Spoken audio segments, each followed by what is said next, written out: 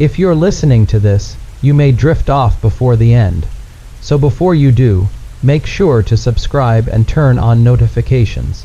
Before we start, drop a comment with where you're listening from and what time it is. Now, close your eyes. Just relax, take a deep breath and let everything go. Good night. Now we can begin. It started on a quiet evening, just like any other. The kind of night where the air hangs heavy, the world around you is still, and the only sound is the soft rustling of the wind against the trees. The dim light from the street lamp outside your window flickers intermittently, casting a pale, flickering glow on the walls. The night feels almost too calm, like a distant, forgotten lullaby unsettling in its silence. You've always been the type to appreciate the stillness of the night. Your apartment, tucked on the second floor of an old building, had become a haven of sorts for you.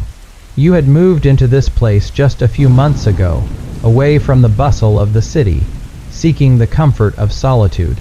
It wasn't a fancy place by any means, but there was something about it that drew you in.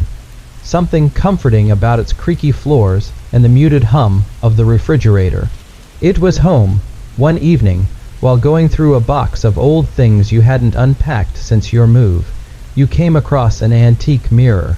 You weren't sure where it had come from, but it was beautiful in its age. The frame was made of dark wood, intricately carved with delicate patterns, and the glass, though a bit cloudy, still held a certain charm. You set it against the wall in your bedroom, not thinking much of it, just another piece of old furniture. At first, it was just another mirror in the corner of the room, reflecting the quiet darkness that surrounded you. But soon, you noticed something odd. The reflection seemed different, not of the present, but of something to come. You stood in front of it for a few moments, trying to make sense of it. At first, you dismissed it as your imagination, a trick of the light, perhaps. But as you stared longer, it became undeniable. The reflection wasn't showing you what was happening now. It was showing you what was going to happen tomorrow. Your heart skipped a beat as the reflection changed, like a slow-moving wave, shifting ever so slightly. It wasn't the reflection of your bedroom, but of tomorrow.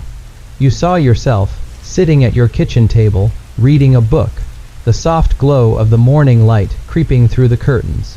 It felt real, more real than anything you had ever seen. You looked around the room, your hands trembling slightly, but nothing seemed out of place. You stepped closer to the mirror, peering into it, your breath fogging up the glass. As you did, the reflection began to change again. Your own image shifted, and this time you were standing in the park down the street. You could almost hear the distant chatter of people around you, the quiet rustle of leaves in the wind, the soft tap of your shoes against the pavement. But as you watched, a chill crawled down your spine. In the reflection, you saw something in the distance, a shadow moving toward you, but there was no one else around. Your pulse quickened. The figure in the reflection seemed to be getting closer. You could almost make out the shape, but before you could see it fully, the image in the mirror snapped back to the familiar view of your room. The reflection was now you, sitting on your couch, flipping through a book. Nothing strange, nothing at all. You stepped back, your mind racing, your eyes wide with disbelief. It was just a reflection, it had to be. But why had it shown you something different, something you hadn't experienced yet? Was it a glimpse of tomorrow? A trick of the mind? You couldn't be sure. The air in the room felt heavier now. The temperature seemed to drop, and the faint scent of something unfamiliar filled your nostrils like damp earth, wet leaves, and a hint of something metallic. You shook your head, trying to clear the fog in your mind. It was nothing, just your imagination playing tricks on you.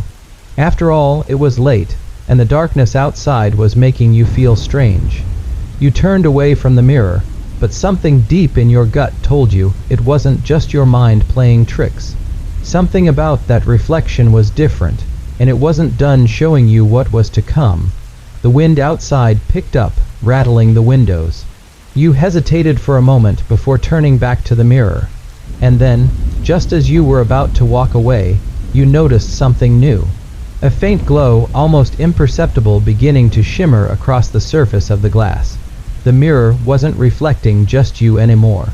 It was reflecting something else, something waiting. You took a deep breath, not sure if you should turn away or step closer. Your heart began to race as you watched the reflection unfold in front of you, showing you not just a glimpse of tomorrow, but the first sign of something darker. The air in the room felt thick, almost suffocating, as you stood there staring at the mirror. Your mind raced, trying to make sense of what you had just witnessed. The soft glow had faded, but the unsettling feeling lingered, pressing against your chest, making each breath seem shallow. You couldn't explain it. The strange image, the sense of knowing, the way your heart skipped a beat when you realized the reflection wasn't just a random trick of light. You turned away from the mirror, needing space to breathe, but the unease clung to you like a second skin. The shadows in the room seemed to stretch and pull, as if they were alive, waiting for something to happen. The small apartment, once a refuge, now felt like a cage. Every creak of the floorboards beneath your feet, every rustle of the wind outside, seemed to echo with an unspoken warning. You glanced at the clock. 2:30 in the morning. The silence outside was complete, almost unnerving in its stillness. The occasional tap of a tree branch against your window only seemed to add to the growing tension. You took a deep breath and tried to convince yourself it was just a strange coincidence. A trick of your mind, a fleeting thought that would vanish once the morning came. But deep down, you knew it wasn't. That night, you couldn't sleep. The hours stretched long, and every time you closed your eyes, the image of the mirror came rushing back. You saw the park, the shadow that moved closer, the feeling of something off, something you couldn't quite place. You tried to ignore it, to tell yourself it was just your imagination running wild. But each time you opened your eyes, the image was still there, as vivid as it had been when you first saw it. Eventually, the night gave way to morning. The first light of dawn began to seep through the cracks of the blinds, casting soft shadows across your room. You groggily climbed out of bed, the weight of the night's events still hanging heavy on you. The reflection had haunted your thoughts all night, but now, with the new day breaking, you felt a strange sense of apprehension. Reluctantly, you turned toward the mirror. The reflection seemed calm, ordinary even, showing nothing out of place. Just the quiet emptiness of your room. You looked at it for a long moment, your eyes tracing the familiar objects: the worn carpet, the old wooden dresser, the pile of books stacked carelessly on the floor. Nothing seemed different, yet something felt wrong. A quiet dread settled over you as you slowly approached the glass. The morning light filtered through the window, casting warm, golden hues across the surface of the mirror, but the glass still held an unnatural stillness. You stared into it, as if waiting for something to happen, and then, just as you thought nothing would, the reflection shifted again. Slowly, imperceptibly, like a wave rolling in. The room you saw was no longer the one you were standing in. It was a different place entirely, the dim light of morning replaced by the harsh glare of artificial bulbs. The reflection showed a bustling office, the hum of fluorescent lights filling the space. There were people, strangers, moving about the room, typing away at computers, answering phones, walking with a sense of purpose you didn't recognize. But there was one thing you couldn't ignore: the feeling, the coldness, the way the air seemed to thicken with dread. It was as if this office wasn't a place of work, but a waiting room for something far darker. Then, your eyes locked on something, or rather, someone. It was you. You were standing in the middle of the office, your body stiff, your expression unreadable. You wore a different outfit, the one you hadn't even considered in weeks. Your hands were trembling, but you didn't seem to notice. Your reflection stood motionless in the crowded office, as if trapped, as if it knew something was coming, but couldn't do anything about it. Your heart pounded in your chest as you watched the reflection shift again, the office becoming darker, colder. The people around you seemed to grow more distant, more like shadows, until there was nothing left but you, and the feeling of impending doom that gripped your very soul. The reflection slowly faded, returning once again to the room you were standing in, the warm morning light spilling in through the window. You blinked, trying to steady your breath, but the image of the office, of yourself standing frozen in that place, haunted you. How could it be possible? How could the mirror show you something that had yet to happen? And more importantly, why had it shown you that? What was the significance of that strange office, the people, the cold emptiness that hung in the air? The unease that had plagued you the night before grew stronger with each passing moment. You stepped back from the mirror, your hands clammy, your mind racing with questions you couldn't answer. The sense of foreboding was inescapable now, like a thick fog settling over your thoughts. Every instinct within you screamed to get away from the mirror, to close your eyes and forget what you had seen. But something in the pit of your stomach told you that whatever you had just glimpsed, it wasn't over. It was just the beginning, as you stood there, staring at your reflection so familiar, yet so distant. The mirror seemed to pulse with a life of its own. The air grew colder, the light dimmed, and the hum of the city outside felt muffled, like the world was closing in on itself. A single thought echoed in your mind, louder than any other. Tomorrow is coming, and the mirror knows more than it should. The next few days blurred together in a haze of unease. You couldn't shake the image of the office from your mind, the empty hallway, the flickering fluorescent lights casting a cold glow over everything. Every time you passed a mirror, whether it was in a storefront window or a reflection on a glass door, you found yourself stopping, just for a moment, to check if anything had changed. But there was nothing. It was always just your reflection, as ordinary as the day before. And yet, you couldn't help but feel as though something was brewing, just beneath the surface, waiting to emerge. The feeling was suffocating. Your own home, the apartment you once found comfort in, had become a cage. Every corner seemed to hold a whisper, every shadow a reminder that something was not quite right. The ticking of the clock on the wall, which had always been a reassuring background hum, now seemed like the ticking of a bomb, counting down to some unknown disaster. You decided to leave the apartment to clear your head. You stepped out into the cool air, letting the quiet hum of the city soothe your nerves, at least for a little while. It was a crisp afternoon, the kind where the sky was painted in soft blues, with clouds lazily drifting by, and the streets smelled faintly of fresh rain. The world outside appeared calm, peaceful even, but you knew it was all a facade. You wandered aimlessly through the streets, trying to shake the feeling of impending doom that seemed to follow you. Your footsteps echoed softly against the pavement, blending with the distant hum of car engines and the occasional laughter of pedestrians. But something about it all felt wrong, like the world was a little too still, a little too quiet. People walked by, completely unaware of the strange, dark presence that seemed to linger in your mind. You stopped at a small cafe, the kind with weathered tables outside, each one surrounded by chairs that hadn't seen a proper cleaning in months. The smell of freshly brewed coffee lingered in the air, and for a brief moment you almost felt at ease.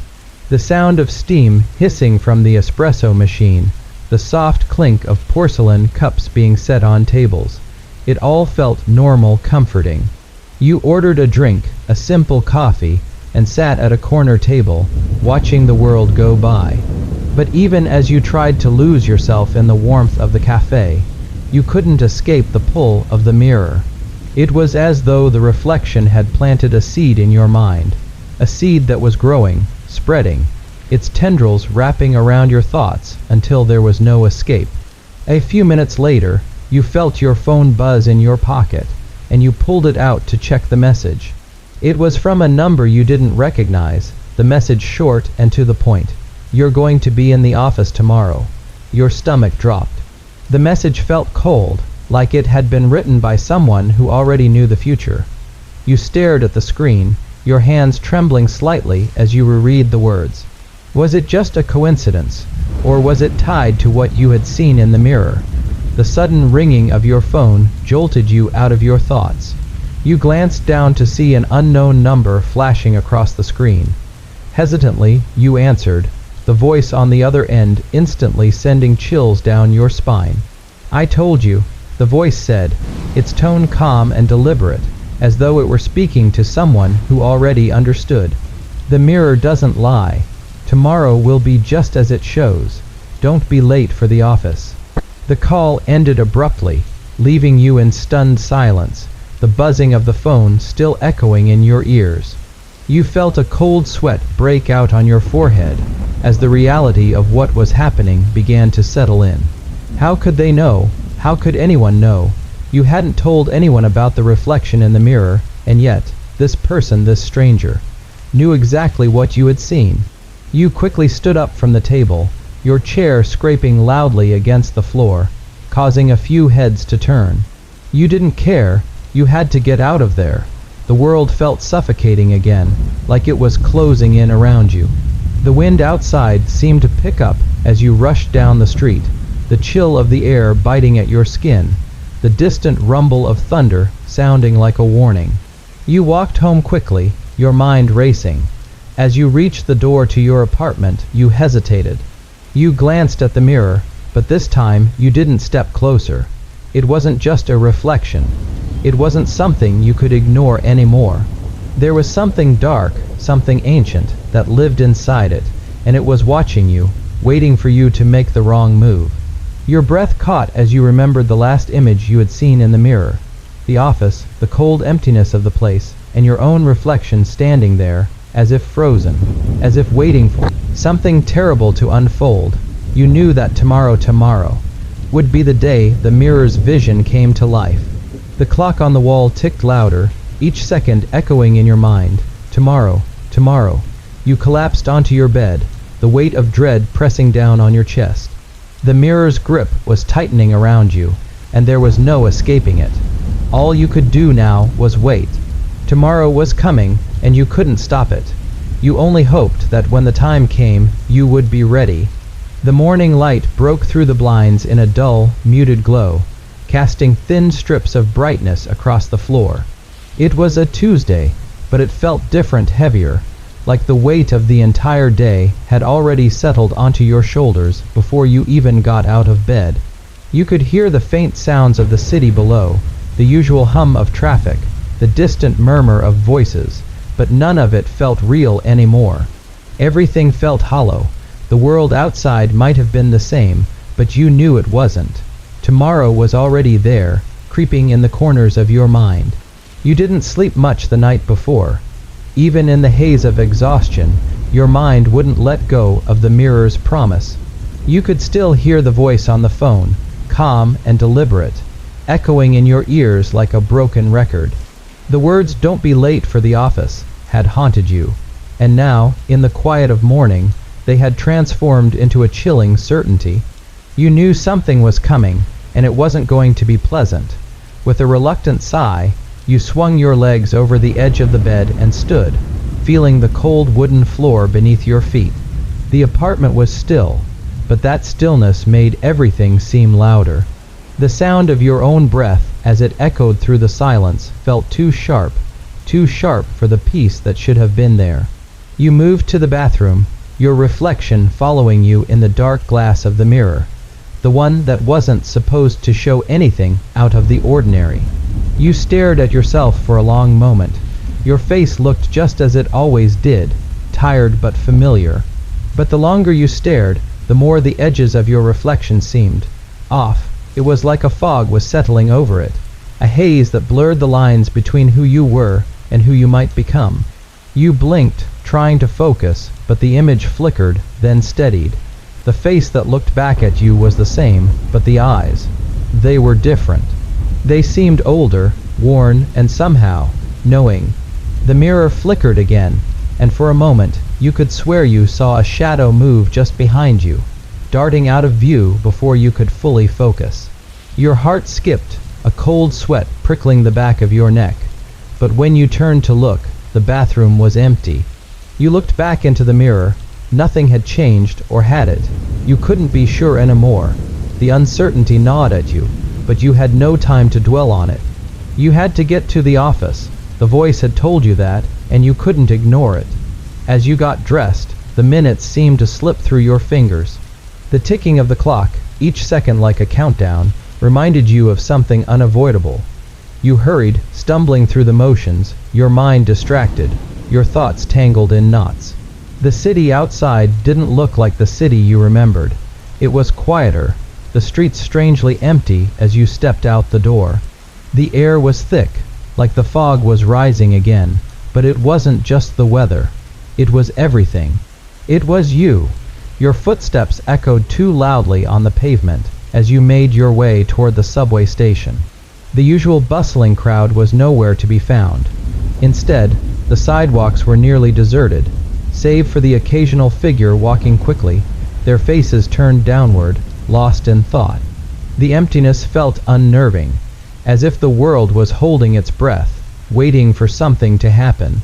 You arrived at the subway station, and the underground passage was as quiet as the streets above. The fluorescent lights buzzed faintly overhead, and the air smelled of stale air and damp concrete. You waited at the platform, watching the train tracks as if expecting something to happen.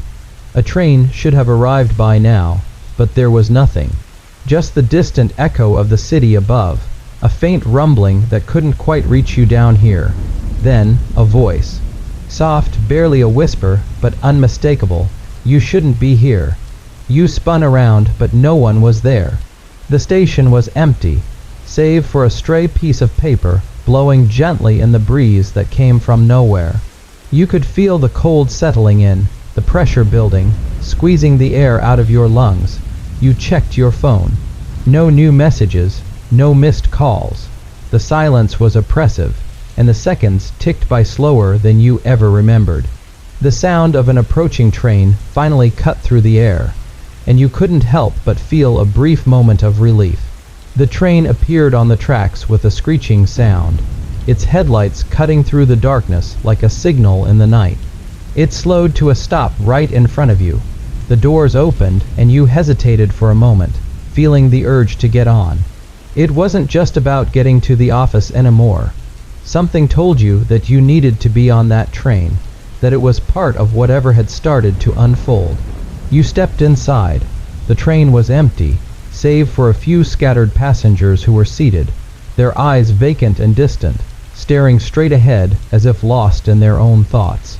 You found a seat near the back, your mind still racing with the events of the morning, the strange feeling that everything was being watched.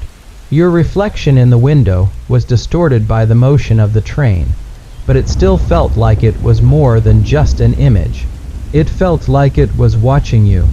As the train rumbled through the dark tunnels, you couldn't shake the sense that you weren't alone, that something was following you, waiting for you to slip up, to make a mistake. The more you tried to calm your racing thoughts, the more they grew. The mirror, the phone call, the feeling of something just out of reach. It was all coming together.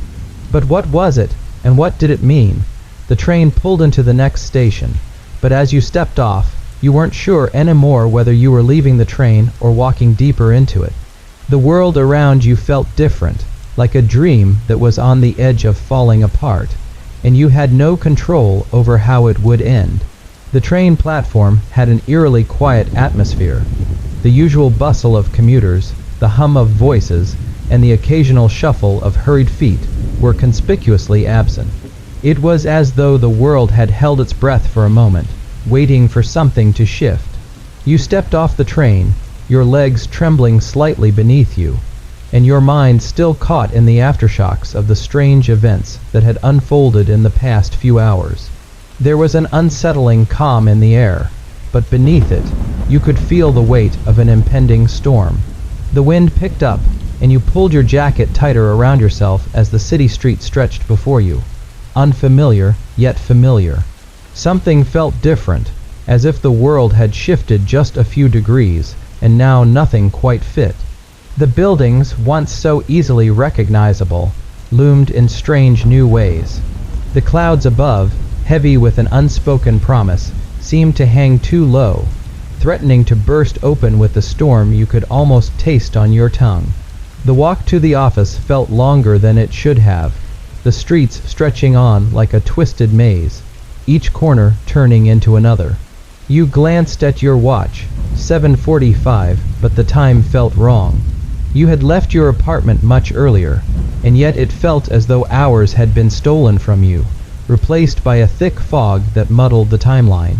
Your reflection caught your attention again, this time in a storefront window. The glass shimmered strangely, the surface rippling like a disturbed pond, and there you were, looking back at yourself. But it wasn't the same image you remembered. The reflection was colder, somehow distant, with an almost imperceptible change in your expression. A flicker of something passed across your face, and you were certain you saw yourself smile. A smile that wasn't yours. You turned away, shaking off the unease that crept down your spine. Something was off, something was wrong. The mirror, the voice, everything was connected, but how? How could it possibly know what was coming? You hadn't even told anyone about what the mirror had shown you, and yet, the pieces seemed to be falling into place without you.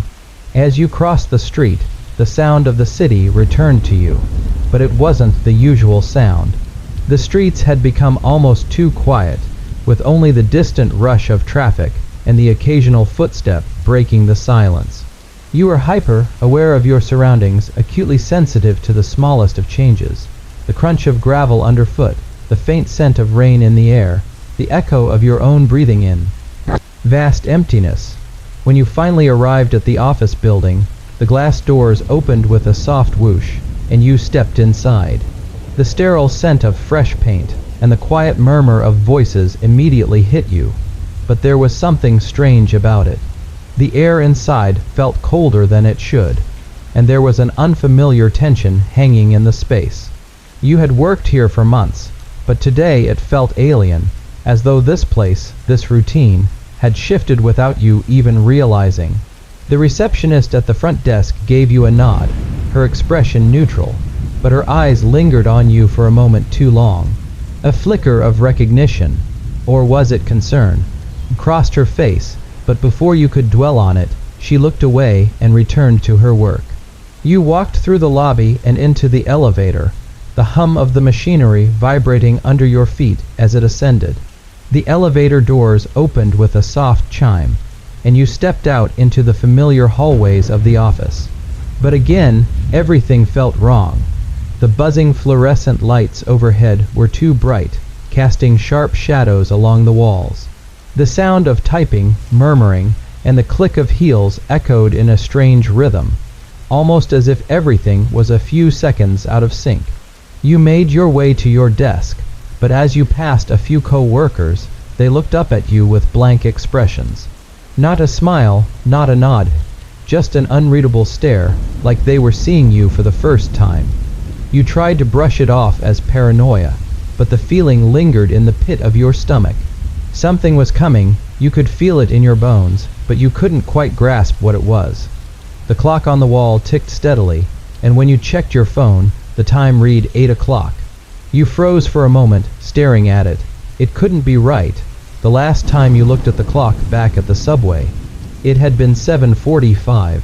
No, this wasn't right. The time had shifted, and you hadn't even noticed it.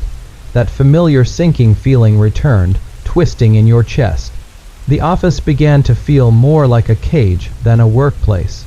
Your pulse quickened, the air seemed to press in on you, and you felt the pull of something unknown guiding you forward, dragging you deeper into the unfolding events. It wasn't just the mirror, it was everything around you. The mirror had shown you something about today, and you didn't know what to do with that knowledge. Was it too late to stop it, or was it already happening, slipping through the cracks of time, just out of reach? As you sat down at your desk, the hum of the office around you felt like a distant drone, the sounds muffled by the pressure building in your ears. Your breath became shallow as you tried to focus on the work in front of you. But you couldn't escape the sense that something was about to break, that the world was about to fracture in a way you couldn't predict. And then, as if the universe had been waiting for the right moment, it happened. The clock above the desk flickered. Just for a second, the numbers on the face of it blurred, like the hands were turning backward, and when it steadied again, the time read 8:35. It had jumped forward. You sat frozen in your chair, your mind racing. How had it happened? How could it happen? The mirror's image was starting to piece together in your mind, and the chill of realization crept up your spine. This was not just about today. This was about something much bigger, something you couldn't yet understand. The day passed in a strange, unnerving haze. Every glance at the clock, every sound that echoed through the office, seemed to be part of a larger, unseen puzzle.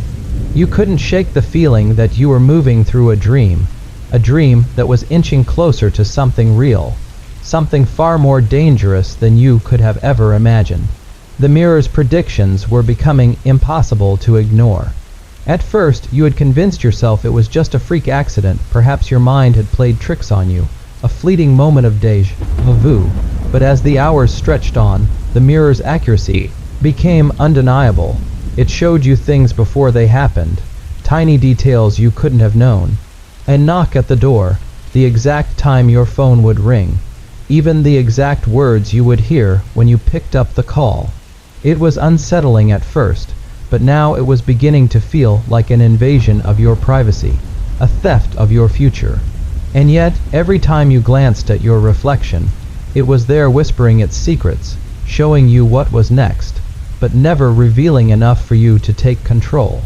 It was as if the mirror was teasing you, dangling glimpses of tomorrow in front of you, but leaving you powerless to change them. By mid-afternoon, you couldn't focus on anything. Every task seemed distant, as if it were happening to someone else. The conversations at work felt muffled, distant, as though you were listening through a thick fog. You tried to shake the feeling, but the weight of anticipation was too heavy.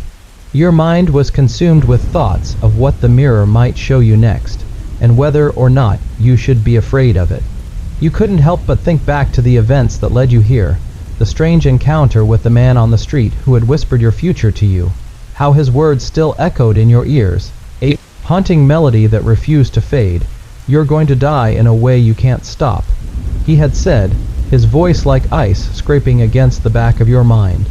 You had dismissed him then, chalking it up to coincidence, to a madman's ramblings, but now, with the mirror's eerie clarity, his words felt like a prophecy slowly unfolding. The clock on your desk ticked in the background, a constant reminder that time was moving forward, slipping through your fingers, and you weren't sure how to stop it. The office, once a familiar place, now felt more like a prison. The walls seemed to close in on you with every minute that passed, the air growing heavier with each passing second. You could feel the weight of the mirror's secrets pressing against you. The phone rang, jerking you out of your thoughts. You glanced down at the caller ID. It was an unknown number, but somehow you knew who it would be. A sense of dread crept up your spine as you answered. Hello. Your voice sounded strange, distant. The voice on the other end was unfamiliar, but there was something about it, something that sent a chill down your spine. Good afternoon, the voice said, its tone calm, almost too calm. I'm calling about the appointment you scheduled. Your heart skipped a beat. Appointment? You had no memory of scheduling anything. Yes, the voice continued, for tomorrow. The time is set for 3:30. Your blood ran cold. Tomorrow? How could they know about tomorrow? The voice paused for a moment, as though it were waiting for you to speak, but you couldn't find your words. It's important that you don't miss it, the voice said with quiet intensity, and then, almost as if to add a final note, you won't like what happens if you do. The line went dead before you could even respond, leaving nothing but the sound of a quiet dial tone ringing in your ear. You sat there, frozen, staring at the phone as though it might somehow reveal the truth behind the call. The mirror, the voice, the man's prediction, it was all tangled together in a knot of confusion and dread that tightened with every passing second. 3:30. You didn't know what this appointment was, but you had a sickening feeling that the mirror would show you more of it. And what would happen if you didn't show up? You didn't know if you were ready to find out. The rest of the day passed in a blur. You tried to go through the motions, answering emails, talking to co-workers, but it all felt like you were on autopilot. The clock seemed to mock you, ticking away the time until 3:30 would arrive. You could feel the minutes stretching into hours, and the anticipation of what tomorrow might bring was nearly unbearable. When the day finally came to a close, you found yourself standing in front of the elevator, your fingers hovering over the button. It was getting late, 7:30. The office had cleared out, and you were alone with your thoughts and the chilling anticipation of tomorrow's events. You should have gone home, should have tried to shake off the dread that hung over you, but you couldn't. The mirror had shown you too much, and now there was no turning back. Whatever was waiting for you tomorrow, whatever appointment the voice had referred to, was only a part of the puzzle. You had to know more, so you did something you'd never thought you would. You turned and walked down the hall toward the storage room, the place where you knew the old mirror sat, covered in dust. It felt like the only place where you could get answers, where everything could be revealed. The silence in the room was suffocating as you stood before the mirror. Slowly, you uncovered it, the cloth falling away to reveal its surface, shining softly under the overhead light. There it was, waiting for you. The mirror was as still as ever, but it felt different now, almost as if it were alive, watching you, waiting for you to make the next move. You hesitated, your hand hovering just inches above the glass. The reflection staring back at you was faint, but it was there, and just as you reached for the surface, the mirror rippled once again. This time, though, it wasn't a simple reflection. It was a vision. You saw yourself standing on the same street you had walked earlier in the day, but this time something was different. The city was darker, the air thick with fog, and there was a heavy weight pressing down on your chest, making it hard to breathe. You saw yourself walking toward an alley, and the voice from the phone call echoed in your mind. You won't like what happens if you don't show up. The image flickered, then steadied, showing you a figure standing at the end of the alley, waiting. The figure was dressed in a long, dark coat, the collar pulled high to hide its face, and in its hand it held something that shimmered in the dim light, just out of reach. Your heart pounded in your chest as the figure took a step toward you. You quickly jerked your hand away from the mirror, gasping for breath. The vision was gone, but the feeling of dread remained, heavier than before. The mirror had shown you more than you had asked for. Tomorrow was coming, and you weren't sure if you were ready for it. The night stretched on, long and empty, with only the soft hum of the city outside your window to break the silence. Every shadow seemed to loom longer. Every creak in the building echoed louder, and the weight in your chest, born from the vision in the mirror, never seemed to lift. You had thought the night might bring some clarity, that sleep would wash away the unease, but it didn't. You lay awake, staring at the ceiling, your mind spinning with the images, the voice, the figure in the alley, and the unspoken promise of tomorrow. The mirror had shown you something you couldn't ignore. The figure in the alley, the dark coat, the object it held. What did it all mean? It felt like a trap, a snare slowly tightening around you, but you couldn't look away. You couldn't stop thinking about the voice. You won't like what happens if you don't show up. The words echoed like a warning, reverberating through the silence of your room, each repetition pulling you deeper into its pull. The hours passed slowly, the night stretching endlessly, and just when you thought you might finally drift off, a sharp knock on the door jolted you awake. Your heart jumped in your chest, the sudden noise piercing through the calm. You glanced at the clock. It was 3:15 in the morning, far too late for a visitor. But you didn't move right away. You waited. Another knock, this time more insistent, followed by a faint voice calling out from the other side of the door. "I know you're in there. Open up." The voice sent a shiver down your spine, unfamiliar yet strangely familiar, as though you had heard it before. Hesitantly, you got out of bed and approached the door, your hand trembling as you reached for the handle. The dim light from the hallway barely filtered through the crack under the door, casting long shadows that seemed to reach for you.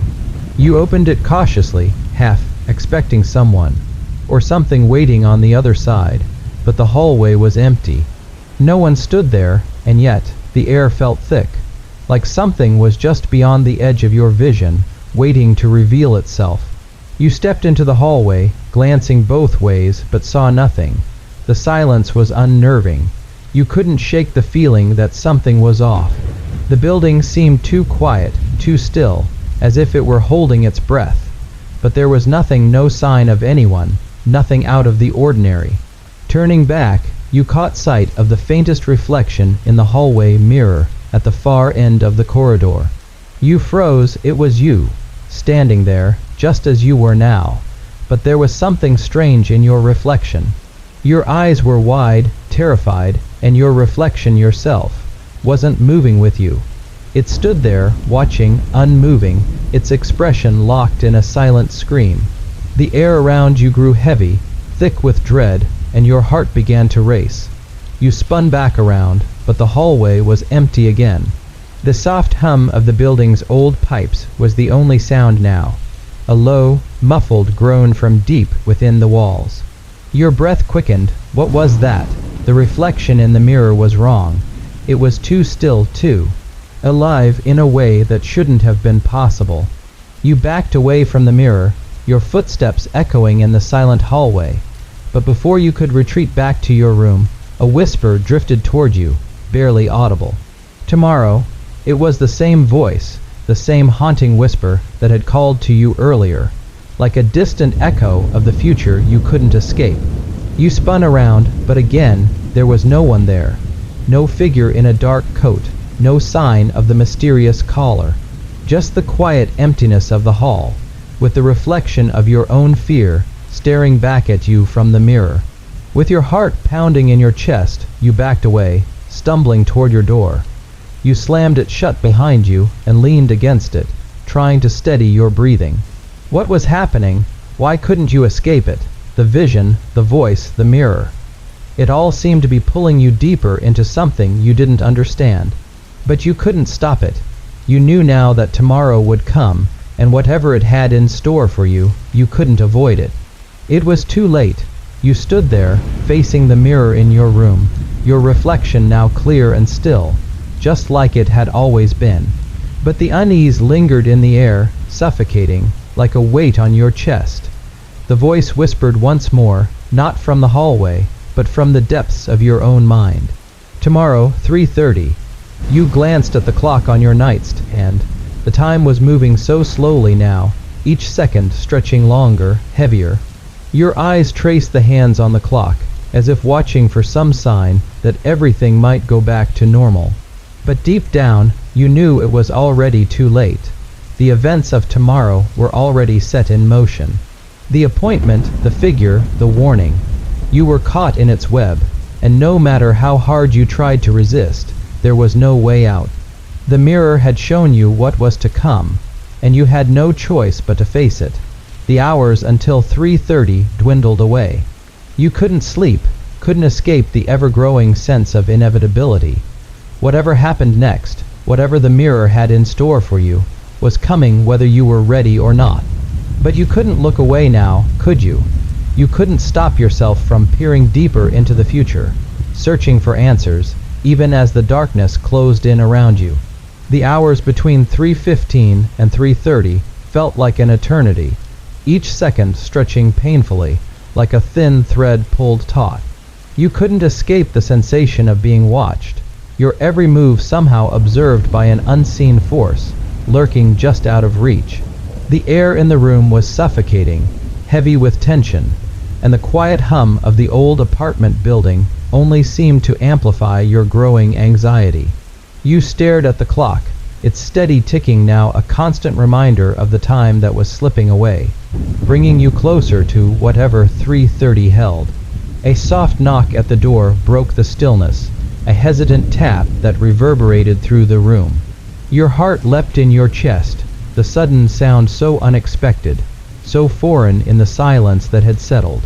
You froze for a moment, unsure whether to answer or remain hidden, as though doing so might change what was about to happen. The knock came again, this time a little more forceful, but the voice, soft and muffled through the door, was unmistakable.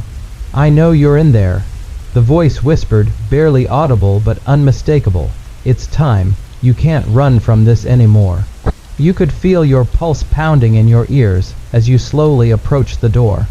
The words seemed to echo in your mind, pulling you in different directions, each thought colliding against the other, unsure of what to believe, unsure of what was happening. The hallway outside seemed impossibly still, the shadows in the corners long and dark. You reached for the door handle, your fingers cold against the brass, but your hand trembled and you hesitated. What if it was another trick? What if the mirror had only shown you fragments of a future that could be changed, distorted with each passing second? What if the voice, the knock, the figure in the alley were all part of something bigger? Something you couldn't escape no matter how hard you tried. The knocking continued, insistent now, but the voice had stopped. The silence that followed was worse than the noise, more unsettling, as if something had shifted. Something was about to happen that you couldn't control. The weight of the moment pressed down on you, and for a brief second, you imagined bolting for the window, running away from the apartment, away from everything that had changed since the mirror first showed you that glimpse of tomorrow, but your feet didn't move. You couldn't leave, not now. Finally, with a sharp breath, you opened the door. Standing there, in the dim light of the hallway, was a woman. Her clothes were nondescript, just a simple black coat that hung loosely around her frame. Her hair was dark, pulled back into a loose bun, and her features were sharp, but it was her eyes that caught you off guard. Deep, dark, and knowing. They were the kind of eyes that had seen far more than they should have, far more than they ever should have been allowed to see. "I was wondering when you would answer," she said, her voice soft, almost calming, but there was a chill beneath it, like the words carried something dangerous with them. She stepped forward, her presence filling the doorway as if she was a part of the very air around you. "You've seen it, haven't you?" She didn't wait for an answer. The future the mirror showed you. Her eyes flicked down to your hands, and you realized suddenly that you were clutching the door frame like a lifeline. Your knuckles were white, and your entire body had tensed without you even noticing. "Don't worry," she continued, her voice like silk. "You're not the only one. You're not the first to see what's coming. You won't be the last." You wanted to ask her so many things, who she was, how she knew, why she was here, but your voice wouldn't come. It felt as if the air had thickened around you, filling your lungs, making it hard to breathe. Her presence, though calm and collected, seemed to carry an undeniable weight, as if she were more than just a person. She was a part of something bigger, something that couldn't be understood. The woman stepped closer, her gaze now locked onto yours. "You're afraid of what you saw, aren't you?" she asked, her voice barely above a whisper, as if she were speaking directly into your mind. "You should be. Tomorrow will not be kind, no matter what you do. But you can choose, you know. You can choose how it ends." Your heart pounded in your chest, the air suddenly growing colder, and the quiet, oppressive weight of her words settled in your gut. You can choose how it ends, but how could you possibly choose? How could anyone? The future was already set, wasn't it? The mirror had shown you that much. There was no escaping it, no way to change what was to come, was there. She didn't wait for an answer. She turned, her footsteps quiet on the creaky wooden floor, and started walking down the hallway. "I'll be waiting," she said, her voice trailing off, barely audible, like a distant echo, "when the time comes." You watched her disappear into the darkness of the hallway, her figure swallowed by the night, leaving nothing but an unsettling silence in her wake. You closed the door behind you, your hands still trembling. The quiet in your apartment felt even heavier now, the walls pressing in on you, suffocating, making it hard to breathe. You moved back to the mirror, your reflection still staring back at you. This time, however, the reflection was different. Your eyes were wide with fear, but it wasn't just the fear of the unknown. It was the fear of the inevitable. The future that was already waiting for you. The clock on the wall ticked, and you realized that only 15 minutes remained until 3:30, the time the voice had told you. You turned away from the mirror and paced the room, unsure of what to do, where to go, or even if you should do anything at all. It was as if the future, whatever it held, was already set into motion, like the turning of a wheel that could not be stopped. The knock came again, more insistent this time, and you jumped, your breath catching in your throat. But this time you didn't hesitate. You opened the door, and outside stood the same woman, but this time she wasn't alone. The woman wasn't alone. Behind her, just out of the reach of the dim hallway light, stood another figure. A man, his posture stiff and unnerving, as if he were waiting for something.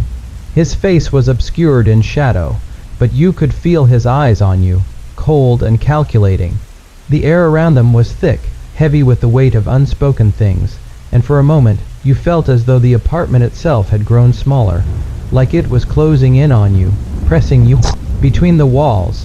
The woman stepped into the threshold of the door, her presence as cold as ever, but there was something different about her now. Her calmness had shifted, replaced by a faint edge of urgency, something you couldn't quite place. She glanced back over her shoulder at the man, who didn't move, but his silence spoke volumes. The tension between them crackled in the air, sharp and unsettling. She focused her gaze back on you, eyes narrowed, assessing. "You've seen it, haven't you?" she asked again, but this time her voice wasn't the soft, inviting whisper it had been earlier. It was colder now, harder, like a command, demanding an answer. Her lips barely moved, but the words seemed to echo in your mind as though she had spoken them directly to your thoughts. You couldn't answer. Your tongue felt thick in your mouth, your breath shallow as your heart pounded in your chest. This wasn't just a dream. This wasn't just some trick your mind had conjured. This was real, and what was coming was more than you could face. The man behind her stepped forward, the weight of his steps reverberating through the hall, slow and deliberate. He didn't say anything, but the air seemed to shift as he moved. You couldn't explain it, but it was as though his presence brought a weight to the room, a gravity that threatened to pull everything into darkness. "Tomorrow is already waiting," the woman said, her voice now almost a hiss. "You saw it in the mirror, didn't you? You saw how it ends." The words hit you like a blow, and for a moment you felt dizzy, as if the ground beneath your feet were unsteady. The mirror, you couldn't get it out of your mind. The image, the chilling image of what was to come, the fire, the suffocating black smoke, the sound of footsteps echoing in an empty room. It all felt so real, so vivid, like it had already happened. The man finally spoke, his voice low and gravelly, like something ancient, something worn by time. "It's not just a reflection," he said. "It's a door that shows what will be, and once you've seen it, there's no going back." His words rang in your mind like a bell tolling in the distance, distant and haunting. A door. The mirror wasn't just a reflection, it was a doorway to tomorrow, and you had crossed its threshold the moment you looked into it. A chill ran down your spine. The man stepped closer, his shadow growing longer as he moved.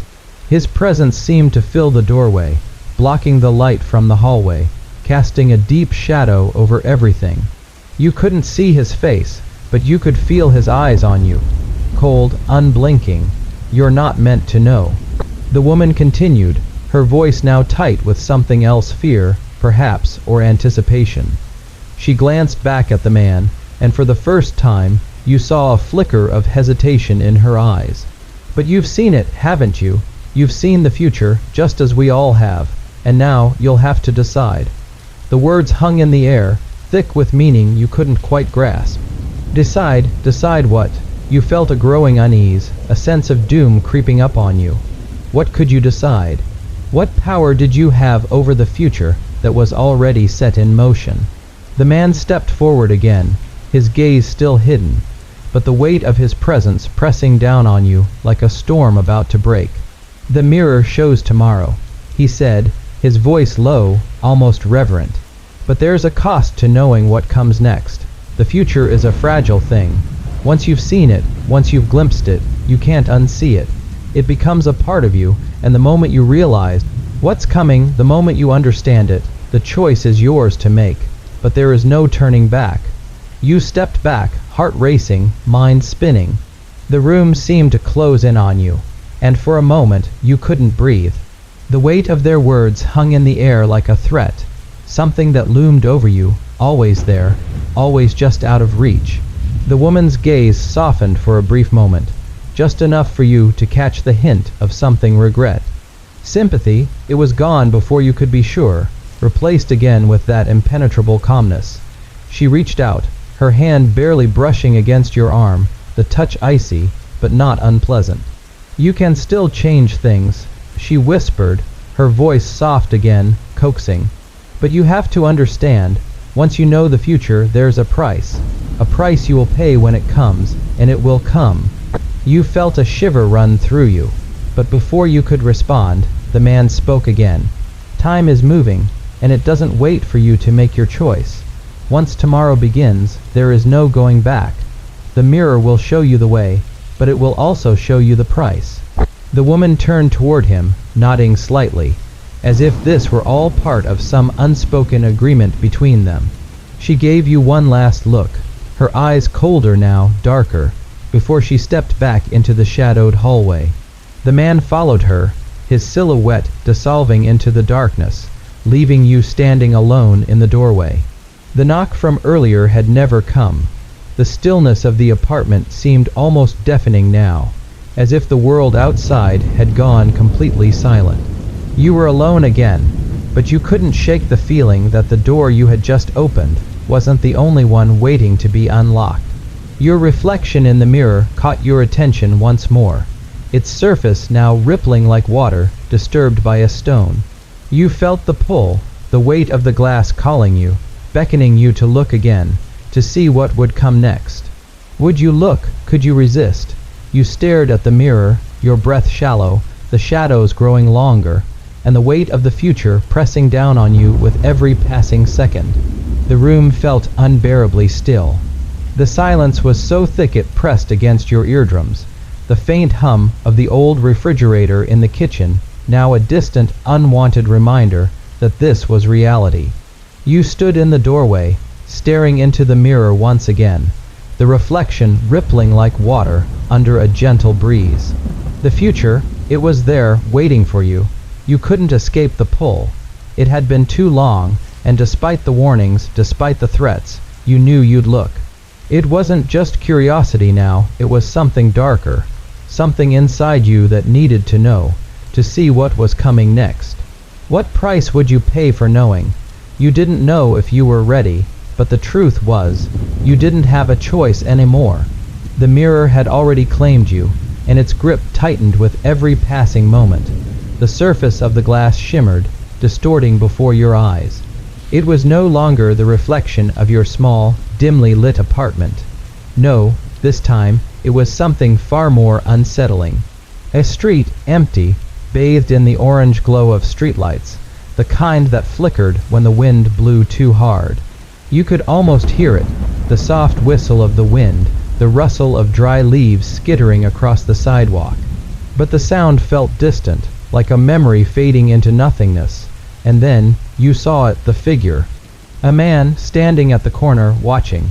The details were hazy at first, like a blur trying to focus, but slowly, he came into sharper view. His face was hidden beneath the brim of a wide, dark hat, casting a shadow over his features, but his posture was unmistakable. He wasn't just waiting, he was watching you. You couldn't explain how, but you knew. He was aware of you, just as you were now aware of him. The world in the reflection felt far away, distant, yet close enough to send a shiver down your spine. You stepped closer to the mirror, drawn to it, as though the image had a hold on you.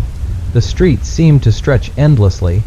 The houses were all the same, neat rows of tired buildings that looked as though they had seen far better days. A low mist swirled around their bases, curling like smoke from the past. And then, As you leaned in, the man moved. Slowly, deliberately, his steps echoed in your mind. You couldn't hear his footsteps in the reflection, but you could feel them in your chest, vibrating through your bones. Each step was deliberate, calculated, a haunting rhythm that seemed to stretch the silence even further. The man's figure grew clearer, and with it, a strange recognition stirred deep within you, like an old memory half remembered. He wasn't just anyone. He was someone you'd seen before, at least in some other life, some other place. The shadow of familiarity clung to him, but it was so elusive you couldn't grasp it. You tore your eyes away from the mirror for a moment, blinking rapidly, as if the image could be dismissed like an unwanted dream.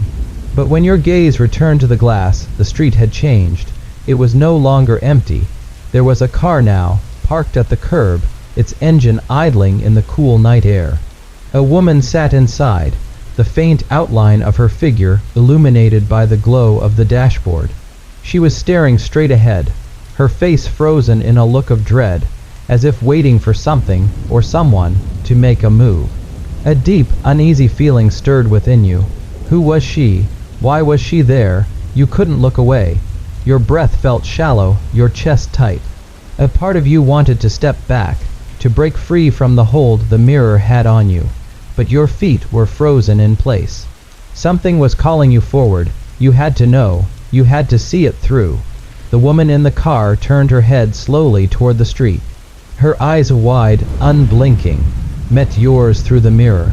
The sensation of her gaze felt unnatural, like she wasn't looking at you from the other side of the glass, but from within it, from some place that you didn't understand. You could almost feel her terror in the pit of your stomach, an icy touch that crawled up your spine. Then her lips parted, barely moving, but you could hear her words as if she were whispering them right next to your ear. It's too late now. You can't undo what you've seen. The voice, so soft, but so sharp in its finality, sent a tremor through your body. Your pulse quickened, and for the first time since this began, fear gripped you in a way you had never felt before. There was no escape. The future you had glimpsed, the future that the mirror had shown you, it was real, and it was waiting for you. You turned away from the mirror, your breath coming in ragged gasps, but the image of the street, the man, and the woman, her face, stayed with you, burning into your mind like a brand. The sound of your heartbeat thundered in your ears as you stumbled back into the apartment, trying to shake the image from your head. You had seen enough, you had to, but the truth that had been buried inside you for so long, was now coming to the surface. You were trapped in this nightmare, and there was no going back. The reflection in the mirror had shown you tomorrow. But the question was, would you survive it, or would tomorrow show you the end? As you stood there, trembling, you realized one undeniable truth. The mirror wasn't just showing you the future. It was shaping it. The morning light had a strange, muted quality when it filtered through the blinds, as though the world outside had lost its color overnight. You didn't feel the warmth of the sun, as you normally did. There was a chill in the air that lingered in your bones, the kind of cold that made you wonder if you had somehow crossed into a different reality, one where nothing could be trusted. Your eyes darted to the mirror, still standing in its familiar place across the room. The same mirror that had shown you the unsettling events of tomorrow. The same mirror that had warned you about the dark presence in your future. You could hear the sounds of the city drifting in through the cracked window. A distant hum of traffic, the occasional car honking in the distance, a dog barking somewhere far off. But the world outside felt detached, like a soundtrack to a story you no longer had control over. You didn't want to look at the mirror. Not today. You had promised yourself you wouldn't, that you had seen enough, that you couldn't let yourself fall deeper into whatever twisted game the mirror was playing. But the temptation was too strong. A soft, almost imperceptible tug at the back of your mind urged you forward, telling you that you needed to know. It wasn't a matter of choice anymore. With each step, your heart beat faster, more erratic. Your legs felt heavier as you approached the glass. You had thought that maybe, just maybe, If you ignored it long enough, the mirror would lose its hold on you, would stop calling to you. But that was a lie. You knew that now. The mirror had already shown you its grip, and you could no more escape its pull than you could stop your own heartbeat. As you stood before it, your reflection stared back at you, but something was different this time. The edges of your image wavered, distorted, as though the glass itself was struggling to contain you. You blinked, rubbed your eyes, but the sensation remained. The mirror seemed to stretch, like it was breathing in rhythm with you. A sickening ripple danced across the surface, and then it happened again. The reflection morphed, flickering in and out of focus. And there, at the center of the glass, the familiar street appeared once more. But it wasn't the same as before. The once empty, quiet street was now alive with movement. People walked, though their faces remained indistinct, like shadows, blurred figures that seemed to glide across the pavement rather than walk. The buildings, once still and lifeless, now hummed with energy, as if they were breathing, pulsating with an unseen life. You could almost feel the weight of their presence pressing against the walls of your small apartment. A figure appeared at the far end of the street, someone tall and thin, with a wide, brimmed hat that cast a shadow over his face. He stood motionless, watching the scene unfold, but his eyes, you realized with a start, weren't just staring at the street ahead. They were searching for you. The hairs on the back of your neck stood on end, and the air in the room felt suffocating, heavy. His presence had an oppressive weight to it, like he wasn't just a man, but something far older, far more ancient, that existed beyond the boundaries of time. His head turned slowly, impossibly slow, as if every movement was being drawn out, stretched by some unseen force. And then those eyes, black as night, devoid of any warmth, met yours through the glass. You felt a cold shiver travel down your spine, the kind that sank deep into your bones, made your heart stutter in your chest. The man lifted one long, pale hand, pointing at you through the mirror. His finger seemed to stretch, elongate, distorting with each passing second. You couldn't breathe, couldn't move. You were locked in place, unable to pull away. And then, in that deafening silence, you heard him, his voice low, a murmur that vibrated against the glass. "You cannot hide." The words rang in your ears, echoing long after they had been spoken. The chill that had settled in the room deepened, gnawing at your insides, a coldness that crawled up your throat, making it hard to swallow. The reflection in the mirror shifted again. The street was gone, replaced by an image of your apartment, but it wasn't quite right. The furniture was slightly off, slightly out of place. The table that had once stood against the wall was now positioned in the center of the room. The chairs were scattered about haphazardly, as if someone had been searching for something. And then, there, standing at the edge of the room, just within the corner of the reflection, was the woman. The same woman who had stared at you through the car window. The one whose terrified expression had haunted your thoughts. She was standing still, just watching you. No movement, no expression. She wasn't even breathing, it seemed. But her eyes, they were locked onto you with an intensity that made your skin crawl. Her presence felt suffocating, her gaze 1,000 times heavier than the weight of the air in the room. As you stared at her, she raised her hand slowly, as if she were reaching for something, but her fingers stayed inches away from the glass, as though she were pressing herself against it. You wanted to look away, to break the connection, but you couldn't. The mirror had you in its grasp, and you could feel it tightening, pulling you deeper into whatever twisted reality it was showing you. And then, just as suddenly as it had all begun, everything stopped. The mirror went dark, its surface flat, lifeless.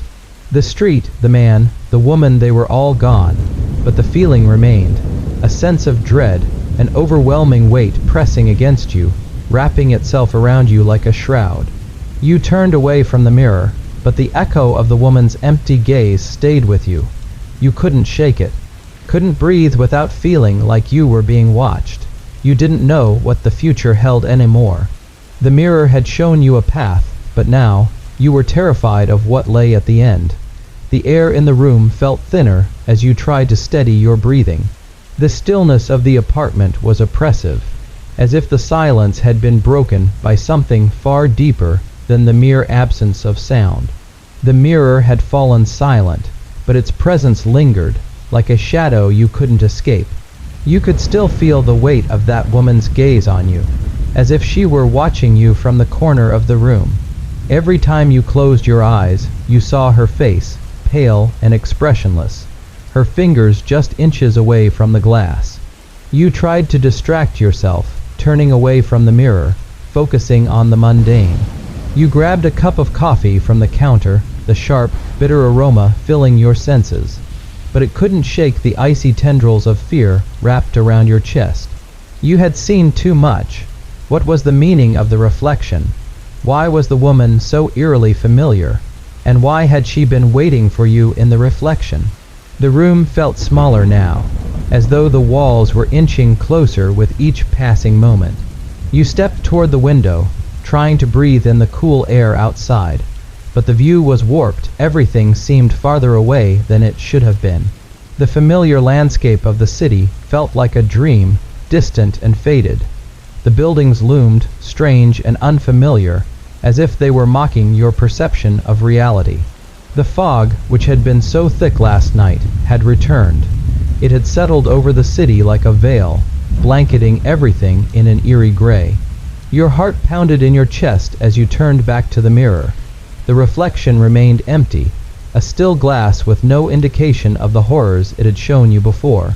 For a moment you thought you could breathe again, but you knew better. The peace was an illusion, a fleeting moment before the next revelation. And then it happened. A soft vibration rattled through the air, so subtle at first that you almost thought it was just your imagination. But then it grew, just faintly, like the hum of a distant engine or the vibrations of an unspoken presence. You approached the mirror again, the sense of dread creeping back, making your stomach churn. As your hand hovered just above the surface, the glass rippled, almost imperceptibly, and then it happened. The image began to shift. The apartment before you started to distort, much like the reflection had done the night before. The colors bled, stretching and blending like wet paint on a canvas. You could see yourself in the reflection, but this time it wasn't now. It was tomorrow. The scene was slightly different, but you knew it was the future the mirror had promised you. You watched as the lights dimmed in the room. Shadows stretched unnaturally across the floor, growing longer with each passing second. There, in the corner of the reflection, you saw the same woman, standing at the threshold, just as she had before. But this time her eyes were wide with terror, her mouth open in a silent scream. She was trapped, frozen in place. But the horror was not in her scream, it was in her eyes. They weren't looking at you. They were looking beyond you, into the depths of the apartment, where something darker was lurking. And then, something else appeared in the reflection, a figure, tall and cloaked in shadow, its face hidden beneath a hood. You couldn't see its features, but you could feel its presence pressing in on the room, distorting the air. The temperature dropped again, the chill settling around your shoulders like an invisible hand. Your breath hitched as the figure took a step forward, moving closer, though it had no legs. It hovered as though floating in the air, its feet never touching the ground. You reached out toward the mirror, your fingers trembling as they brushed against the surface. The moment your skin touched the glass, a cold shock shot through your entire body. It felt as though the world around you were collapsing, folding in on itself, and you could sense the presence from the reflection seeping through into your own world. The figure's face, the one that had been hidden under the cloak, became visible. It was a void, nothingness, an emptiness that swallowed every ounce of light, and its gaze was fixed on you. You felt it pierce your soul, digging into the deepest corners of your mind, as if it knew everything about you, the deepest fears you had never even confessed to yourself. It whispered in a voice like dry leaves rustling in the wind, "You cannot escape. It's already too late." The words didn't feel like a warning. They felt like a verdict. The ground beneath you seemed to tremble, just slightly, but enough to make you unsteady. Your head spun as the room around you began to twist and pull at the edges, warping like the scene before you in the mirror. Panic set in, but it wasn't the kind of panic you could fight against. It was an overwhelming, suffocating sense of inevitability that dragged you under like a wave too strong to resist.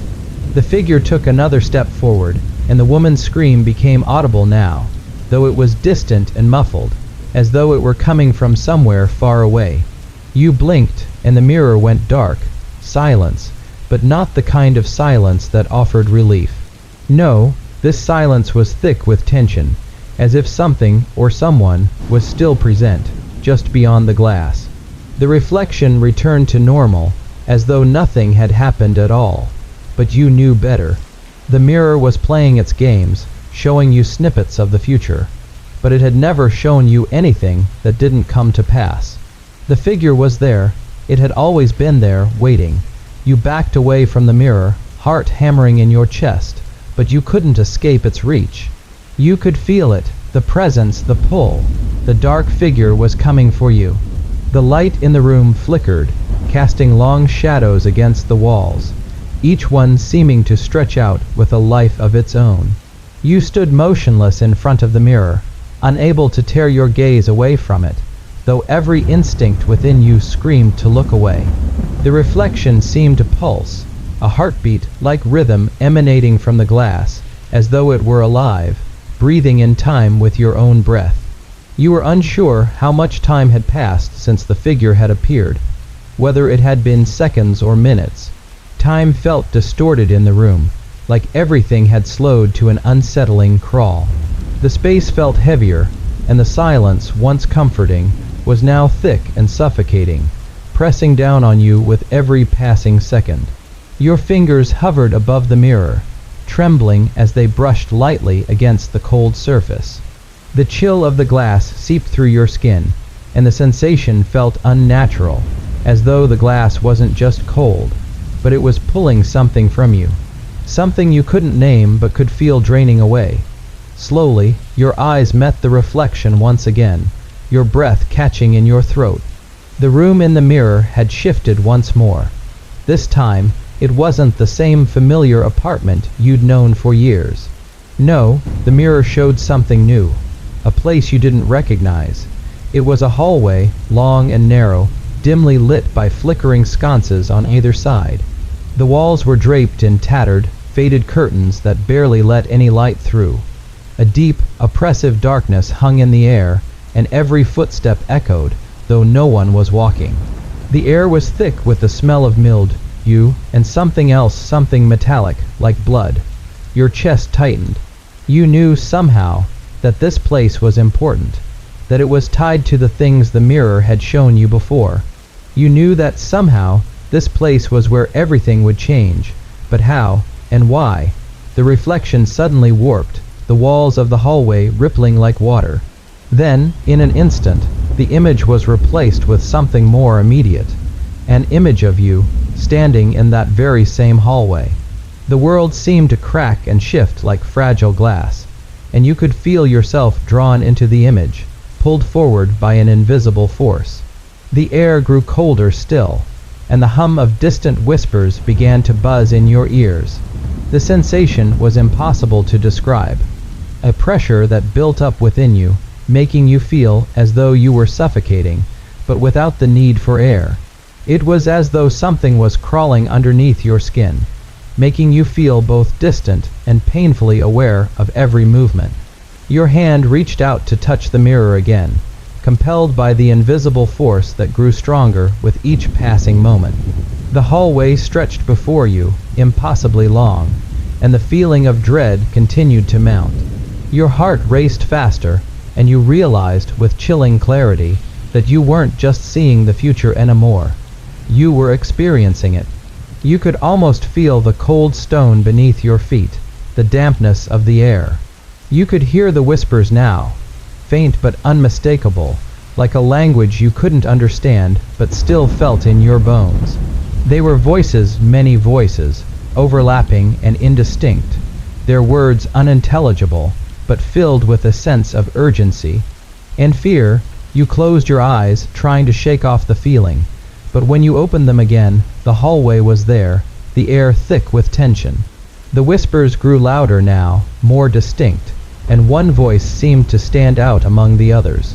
It was a low, guttural voice, a whisper that slithered into your mind, sending a chill down your spine. You cannot change what has been shown to you.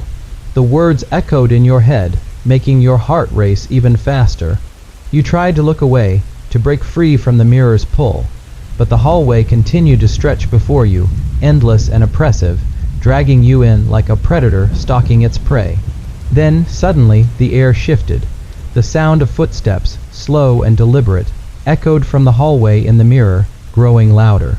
Someone was walking towards you. You froze, fear coursing through you as you tried to make sense of what you were seeing. But as the figure emerged from the shadows, your breath caught in your throat. It was you. It was you, but not the version of you that was standing in the room, looking at the mirror. No, this version of you looked different. The figure in the hallway was older, worn down, with dark circles under its eyes. Its movements were stiff, almost mechanical, like a puppet being pulled on strings. The expression on your face, on its face, was empty, as if it had lost the will to feel anything at all. The reflection of yourself took a step closer, the sound of its footsteps reverberating through the mirror, louder than before, until it was standing right before the glass, staring back at you with hollow eyes. It reached out a hand, pressing it flat against the mirror's surface. You could almost feel the coldness of its touch, the pressure against your own skin. The reflection of you, your future self, didn't speak, but you could hear it clear as day. There's no way out. The words cut through you like a blade, and your own heart seemed to stop for a moment. A sickening realization settled deep within you. This was your fate. This was what awaited you. The future the mirror had shown you was real. You weren't just witnessing it anymore. You were living it.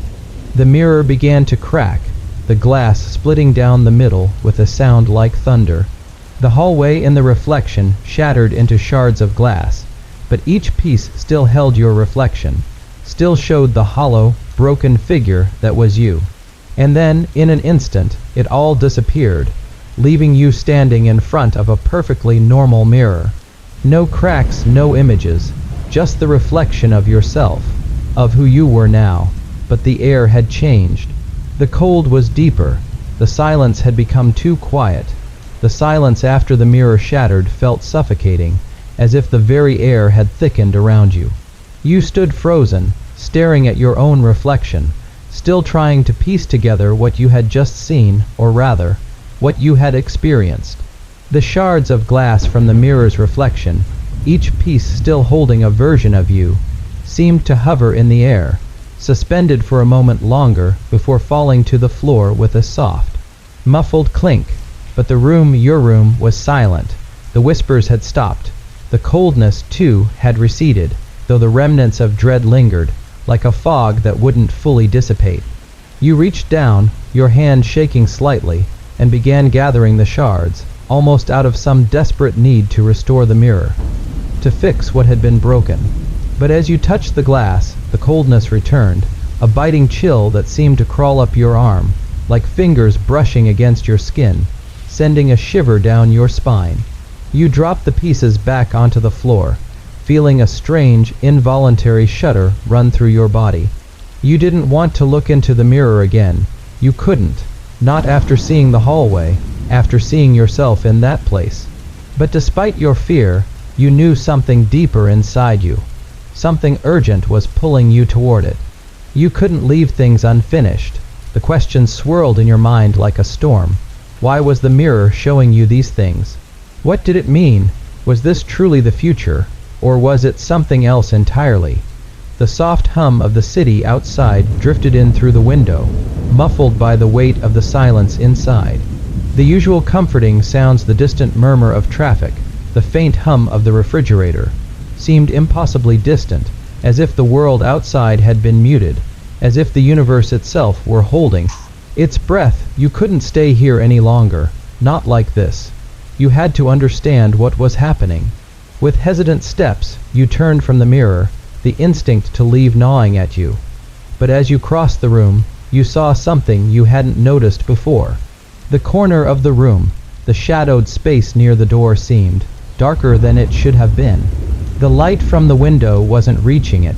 The shadows there deeper, more oppressive, like they were closing in. You took a breath, trying to ignore the tightness in your chest, but something about that space, something about that shadow, didn't sit right. With a slow, deliberate motion, you stepped closer, and as you did, the air around you seemed to shift. The temperature dropped, the hairs on your arms rising as though you had stepped into a cold draft. The shadows felt heavier now, as if something was lurking just out of sight, watching. A sound, so faint you almost missed it, drifted toward you. A soft, barely perceptible scrape, like something dragging across the floor. You froze. The hairs on the back of your neck stood up, and for a long moment, the world seemed to hold its breath. Then, without warning, the shadows shifted. They twisted, elongated, reaching for you, and from the darkness, a figure emerged, a shape just at the edge of your vision, half seen, like a specter in the dim light. It was only a fleeting movement, but it was enough. A pale face, hollowed eyes, and lips parted in a silent, twisted smile. You gasped, your heart pounding. The air grew thick with an unsettling, oppressive weight as the figure moved closer. Its form barely visible, but unmistakably real. The floorboards creaked beneath its weight, but no sound came from its feet, just that same cold, sickening silence. You backed away, your breath quickening, but your feet seemed to be rooted in place. The figure drew nearer, its pale face coming into sharper focus. Its eyes were dark, empty holes, voids that seemed to pull at your soul, drawing you in. The figure's lips moved, but no words escaped. Yet you heard it. It was a voice, soft and sibilant, like a whisper caught in the wind. You know it's coming.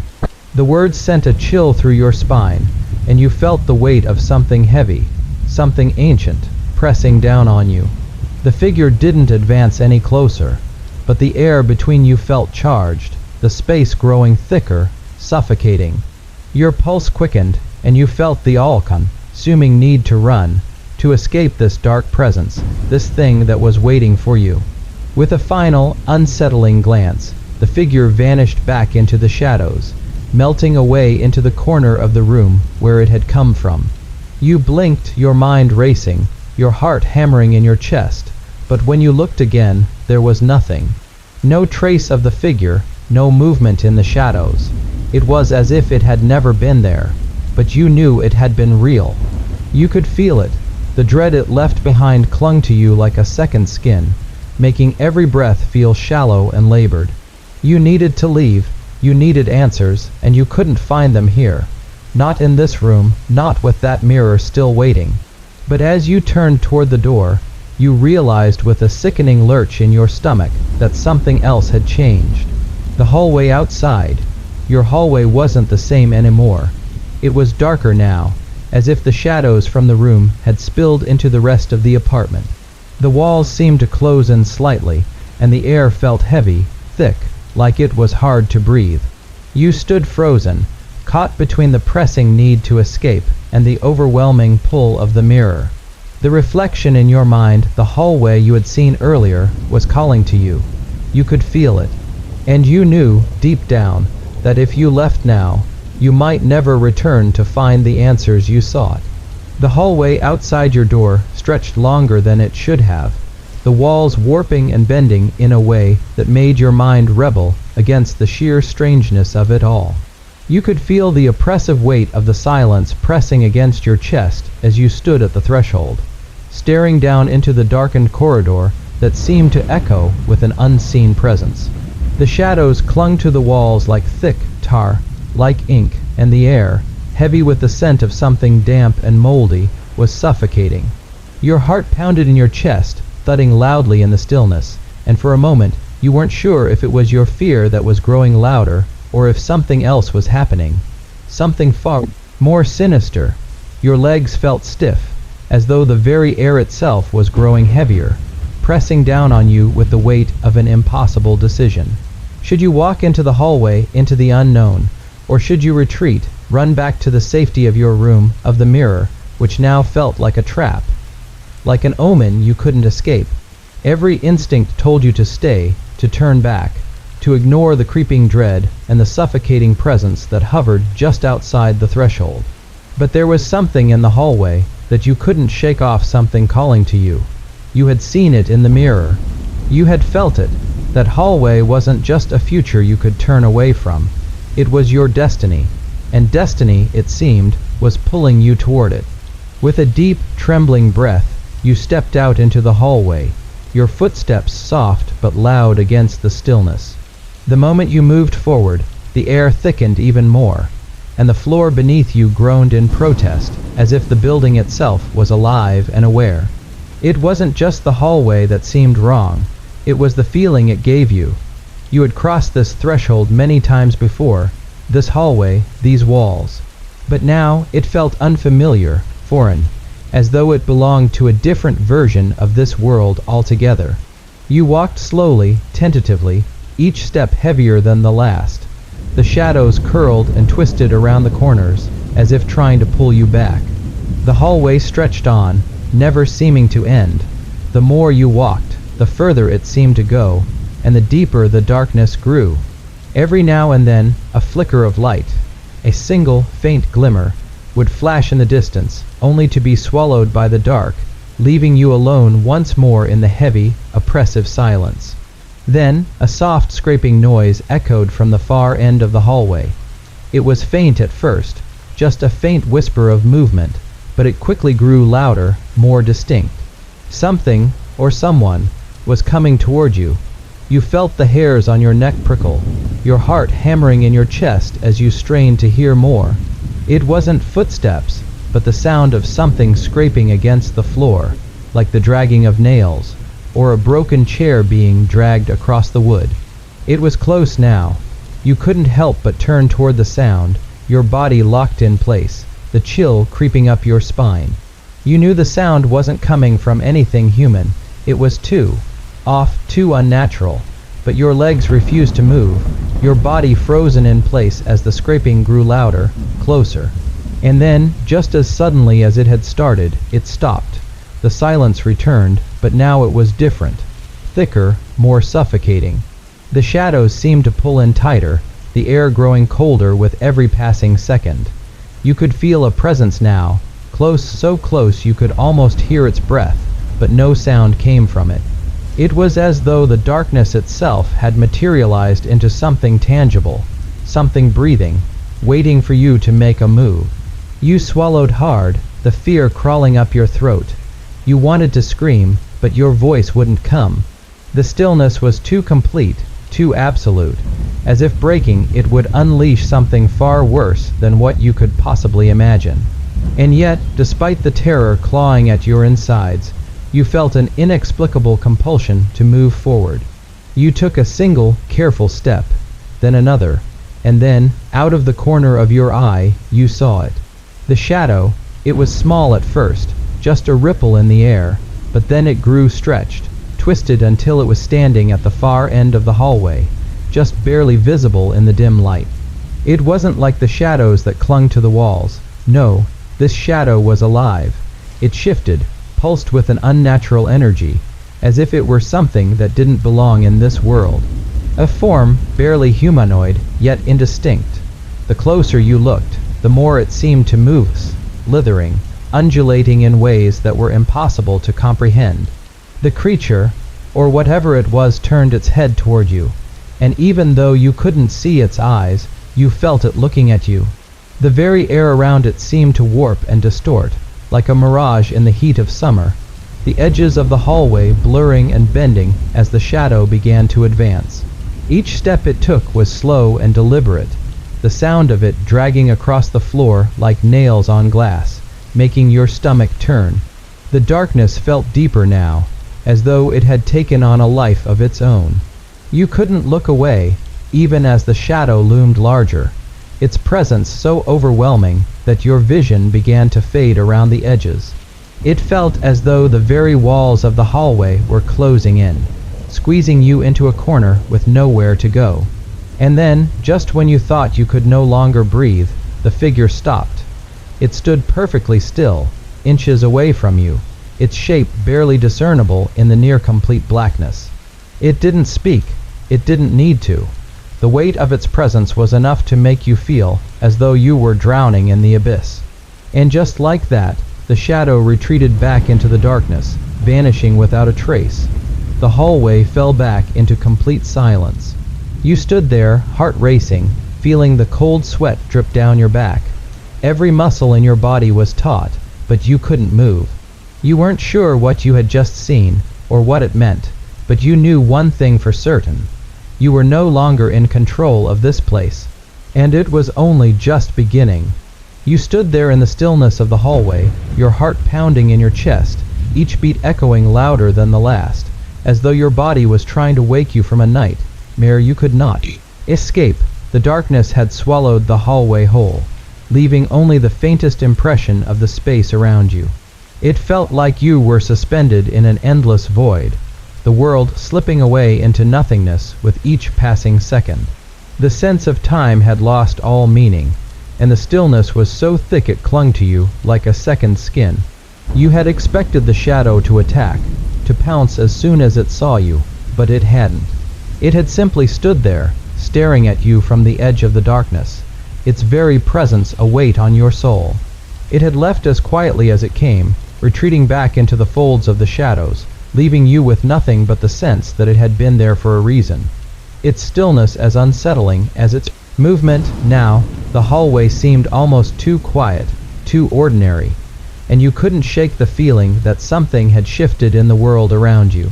The very air felt different, too thick, too oppressive, like a storm was gathering, not outside, but within you.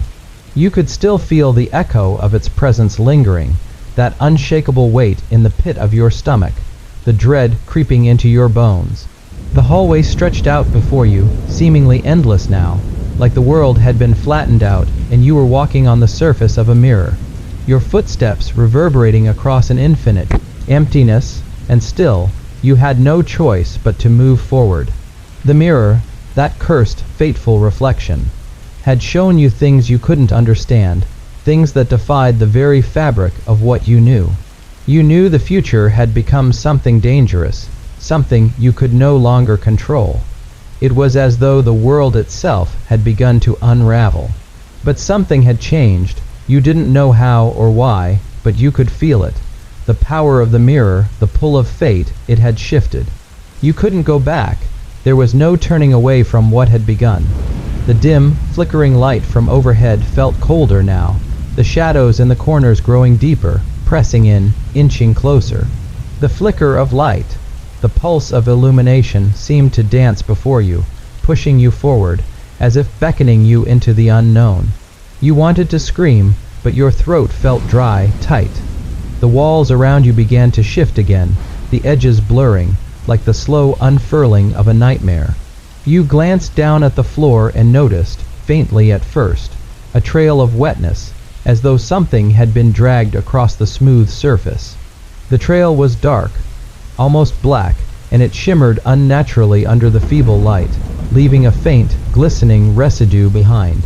You followed the trail with your eyes, unable to stop yourself, even though every part of you screamed to turn away. The trail led further into the darkness, curving around a corner where you had never seen a corner before. You hesitated for a moment, but the compulsion was too strong. It was as though the hallway itself had become a labyrinth, and you, its unwilling participant, were being drawn deeper into its heart. Each step you took seemed to take you farther from what you knew, and closer to something far darker, far more ominous. Your mind raced with possibilities. Was this the future you had seen? Was this path unavoidable? The future had shown you death, it had shown you fear, and you were walking right into it, step by careful step. You could feel your heart thumping in your chest, almost painfully now, and each breath you took felt like it might be your last.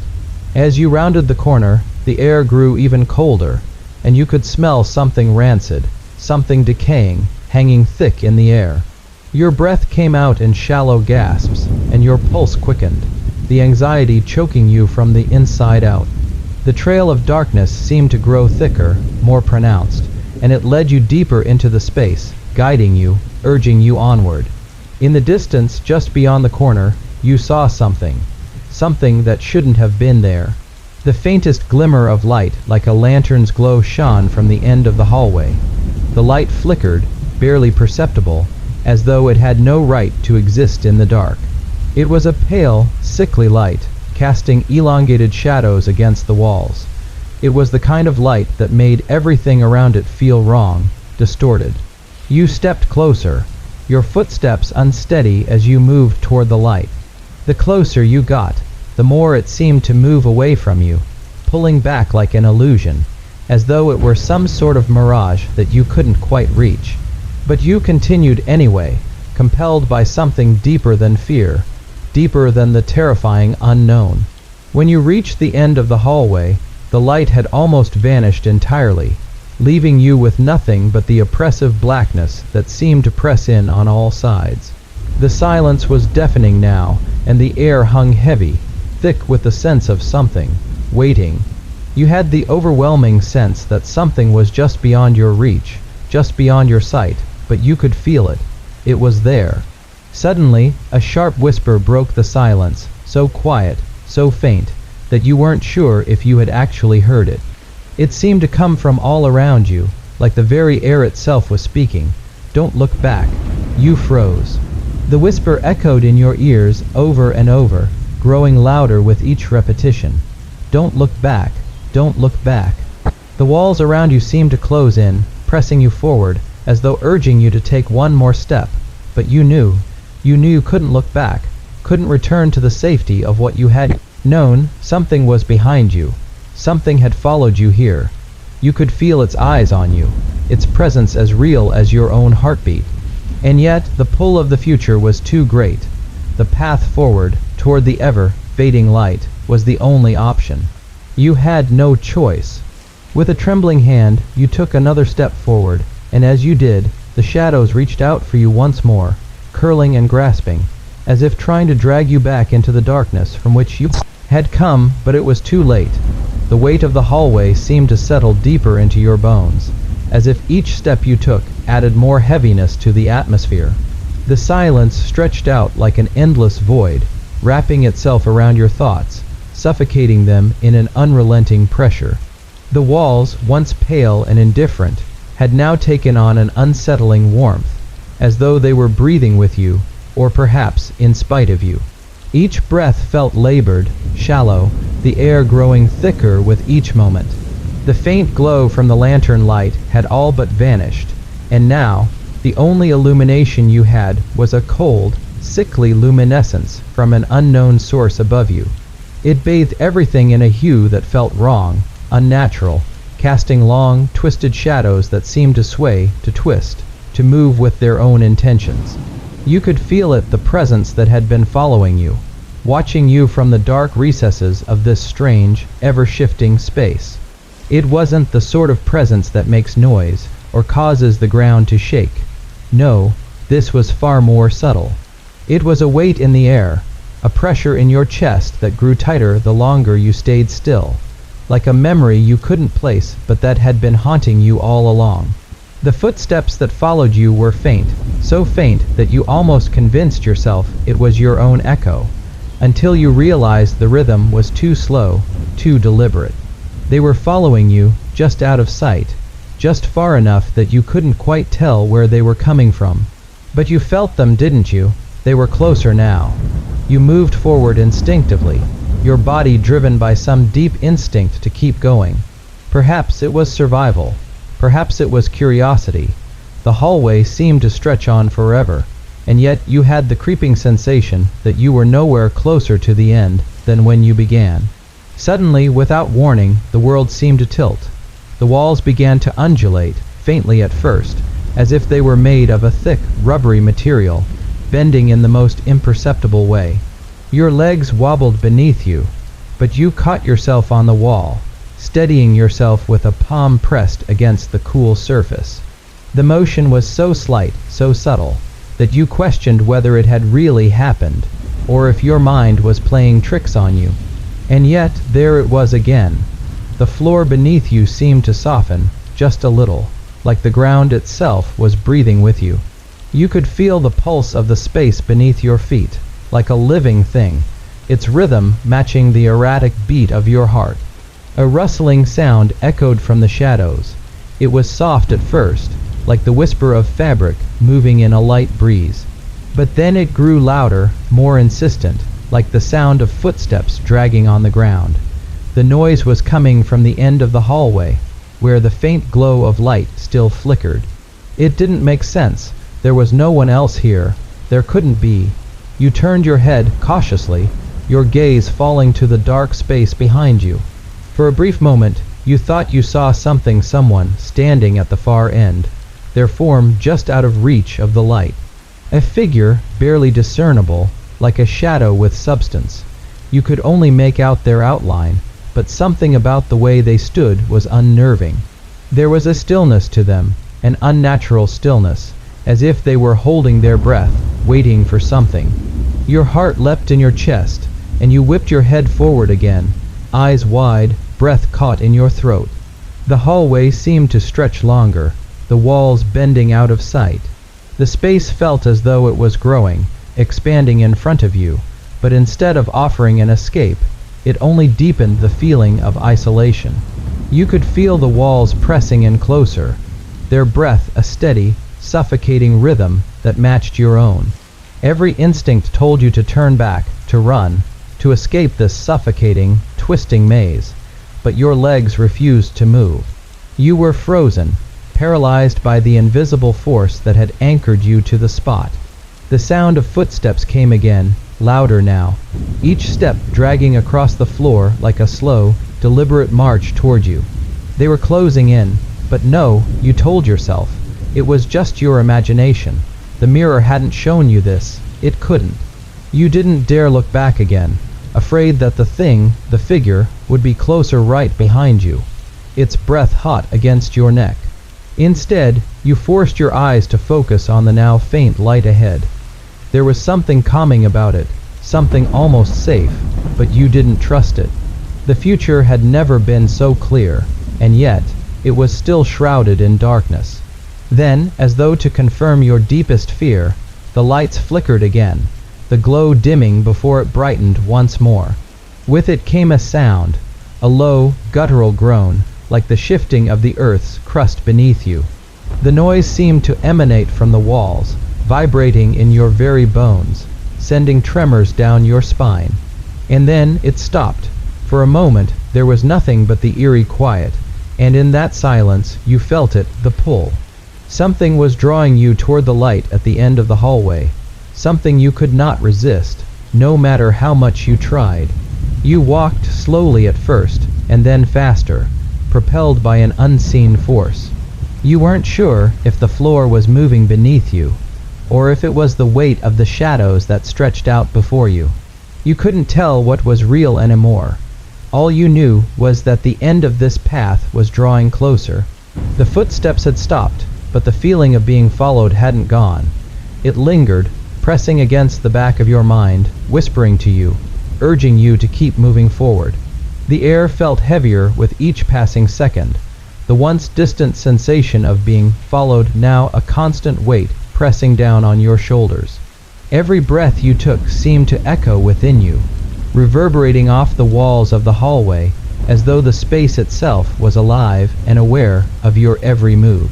You could hear the faintest sound, the echo of your own heartbeat, the rhythm of it pounding through your chest louder and louder, as if it was becoming one with the very pulse of the world around you. The light ahead was no longer comforting.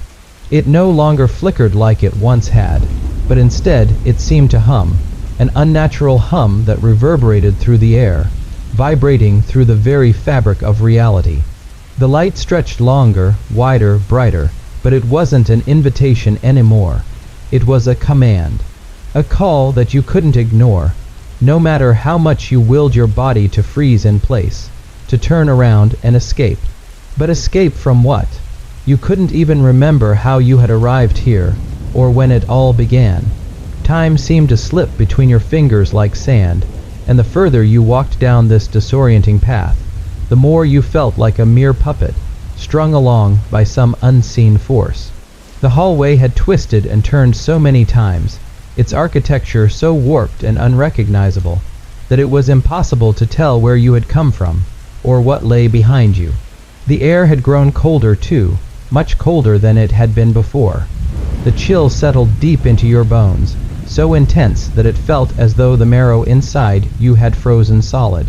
A shiver ran down your spine, and for a fleeting moment, you felt the distant memory of warmth. A memory that seemed to belong to someone else, someone who hadn't walked this cursed path. The light ahead shifted again, its steady hum now becoming a low, deep rumble, like thunder rolling across a sky that had no clouds, like the tremors before a storm. You felt the ground beneath you vibrate, a low shudder creeping through the very structure of the hallway. Your legs trembled with each step, as if the very foundation beneath you was about to collapse, but you couldn't stop yourself. Something urged you forward. As you drew closer, the source of the light became clearer. It wasn't a lantern, nor was it some ordinary bulb.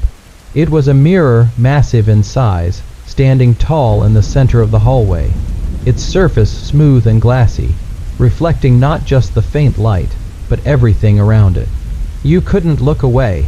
The mirror, though pristine, felt ancient.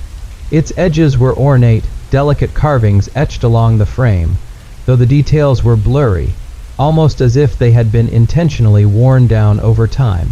There was something disturbingly familiar about the mirror. You could feel your heart racing, your breath quickening. You didn't want to approach it, but you couldn't stop yourself. You were drawn in, the same way a moth is drawn to a flame, even knowing the danger that lay ahead. The reflection in the mirror shifted. At first, it was nothing but the image of the hallway behind you. The same empty walls, the same twisted shadows, and yet, you could feel the presence of something in the glass that didn't belong. It was a flicker at first, barely noticeable, but there. A figure standing just beyond the edges of the reflection, their face half-shadowed, their eyes obscured by the gloom. You stepped closer, your hand trembling as you reached out toward the cold surface of the mirror. The closer you got, the clearer the reflection became. The figure moved, it raised its head, and for a split second, you could see its face. Your face, or something close to it, a distorted reflection of yourself. The figure's expression was unreadable, its eyes hollow, like pits of darkness that stretched down into infinity. For a moment, you felt a coldness brush against your cheek, the glass seeming to grow impossibly cold, colder than any room you had ever been in. You jerked back instinctively, but the reflection didn't move with you. It remained there, standing still in the glass, watching you. No, you thought to yourself, this isn't possible, this isn't real, but it was. You stepped back further, trying to steady your breath, trying to make sense of the situation. But the reflection, your reflection began to shift again. This time, it didn't just mirror your movements, it began to act on its own. The figure's head tilted, and its eyes locked onto you, unblinking, its expression more haunting than before. And then, slowly, deliberately, it smiled, a wide, knowing smile, a smile that seemed to reach all the way to the corners of its hollow eyes, a smile that felt wrong. You stumbled backward, the weight of the dread pressing down on you like a physical force. You wanted to run. You wanted to get away from the mirror, from the thing that had shown you the future, from the ominous reflection that had started moving of its own accord. But your legs refused to obey you. You couldn't look away, couldn't pull yourself from the spot where you stood. The mirror seemed to pulse with life, the reflections shifting and changing, as though something within it were alive, growing, shifting, warping with each breath you took. You could see flashes of things, glimpses of tomorrow, perhaps. But it was all so fleeting, so rapid, like the brush of wind before a storm. You saw yourself standing in a different place, under a different sky. You saw the future, the one you hadn't seen before, and yet it felt wrong. It felt distorted. The image in the mirror changed again, but this time you were no longer alone. There were figures standing behind you, indistinct at first, but growing clearer as they came closer. You could hear their footsteps, the quiet shuffle of shoes on the floor, the faint scrape of nails against the walls. They were drawing near, and with them the darkness seemed to grow deeper. You wanted to scream, but no sound came out. The feeling of something following you, creeping up behind you, became unbearable. Each breath was a struggle, as though the air itself had thickened with some unseen presence. The mirror, that mirror, was no longer just a reflection of what was. It had become a portal, a window to something beyond, something that stretched out to the future, but not the future you had hoped for. A future you couldn't escape, even if you wanted to. The figures behind you in the mirror moved closer, each step bringing them into sharper focus. They were not human, not fully, anyway. Their limbs were too long, too thin, and their faces were obscured in shadows, like empty canvases waiting for something to paint them. The air felt electric, crackling with the tension of a storm about to break. You could feel the hum of the universe itself pressing down on you, suffocating you, urging you to turn around, to confront the truth. But you couldn't. The reflection of your face twisted again. Only this time, it wasn't you looking back at yourself. It was an older version of you, pale and worn, eyes dull as though the life had been drained from them. The figure smiled again, but it was not the comforting smile of the distorted version you had seen earlier. No, this was a knowing, cruel grin, one that seemed to say, "I know what will happen next, and so do you." The whispers grew louder now, rising from the depths of your mind, from the very fibers of your being. They weren't coming from the mirror itself, but from somewhere deeper, somewhere inside you, within the very marrow of your bones. They whispered of things yet to come, of events that would unfold and trap you in a cycle you couldn't escape. And it was becoming more and more difficult to separate these whispers from the thoughts that were once your own. You closed your eyes, trying to block them out, but even in the darkness behind your lids, you could see the reflection, hear the whispers, feel the cold touch of their fingers against your spine. You could almost feel their breath, icy against the back of your neck, creeping ever closer. With each passing second, the mirror seemed to grow brighter, as though the light within it was drawing you in, pulling you towards some inevitable end. The edges of the reflection were beginning to ripple, like water disturbed by the slightest touch. But this ripple wasn't the peaceful kind. It was violent, as if the very fabric of reality was being torn apart. You could almost hear the tearing, the splitting of something once whole.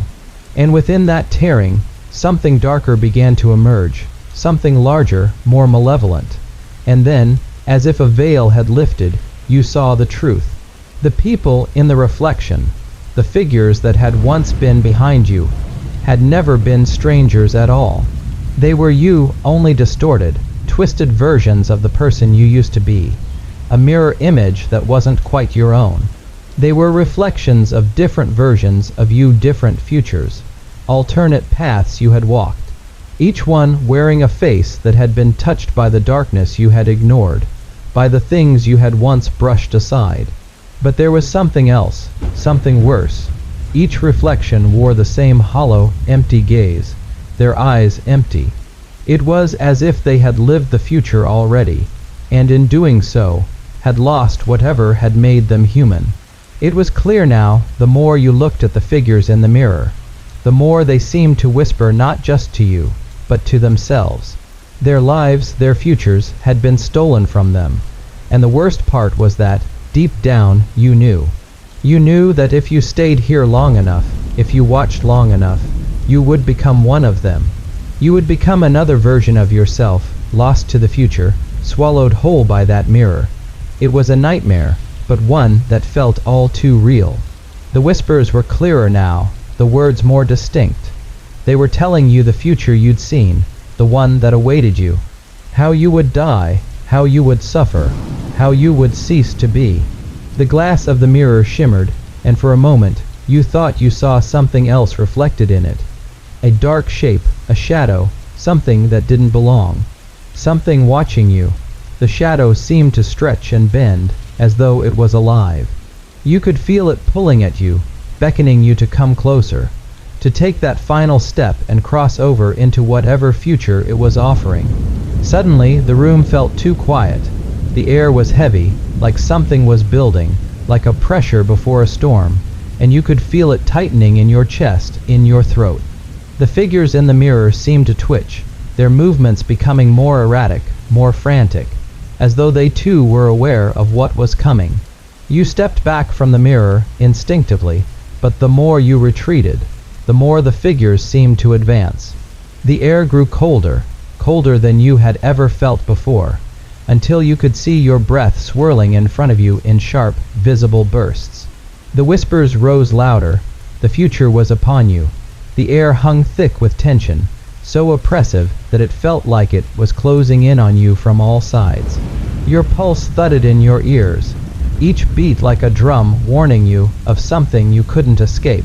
You couldn't tell if the chilling cold was seeping from the mirror, or if it had come from deep within your own bones. It didn't matter. The sensation of being watched had never been stronger. The figures in the mirror had stopped moving. At least, they weren't as erratic as before. But their eyes, those eyes, were still fixed on you. They knew something you didn't, or perhaps they knew everything. Your gaze flickered toward the glass again, and for the briefest moment, you thought you saw a flicker of movement. A shadow. The reflection of the room had shifted. The dimly lit corner now looked darker, more twisted, the shadows stretching unnaturally long. A low, murmuring sound filled the space, like whispers of wind skimming across the earth, but there was no wind. There hadn't been for hours. It wasn't wind at all. The whispers, too, grew louder, more insistent, and yet they still felt far away. The words, they were like a distant echo, crawling up from somewhere deep inside you, pulling you back into the reflection. Look again. You didn't want to. Every part of you screamed not to, but the pull was irresistible. Your body betrayed you as your eyes once again found their way to the mirror. It wasn't just your reflection staring back at you now. The other versions of yourself had crowded into the glass. Their faces were stretched and contorted, the skin thin and translucent, as though it had been peeled away. The hollow sockets where their eyes should have been stared back at you with such intensity that it felt like a physical force, as though their gaze was pressing against your chest, crushing you. You could feel the weight of them all, each version of yourself, each one slowly reaching out with hands that were just a little too long, fingers that were too sharp, too thin. The reflections, your reflections, no longer had mouths, no way to speak their thoughts, but you could hear them all the same. The whispers weren't just words now. They were thoughts, your thoughts, twisting, reshaping, pulling you into something darker, something you couldn't fight. They were telling you your future again, but now it wasn't just one future they whispered about. No, now they spoke of all the futures you might have, all the lives you could have lived, all the paths that had been lost in time. Each version of you in the mirror seemed to embody a different future, one with regret, another with sorrow, one that was cold and empty. And then there was one version of you, more broken than the rest, standing alone in a dark room, the corners of its eyes bleeding with something that wasn't tears, something thicker, darker.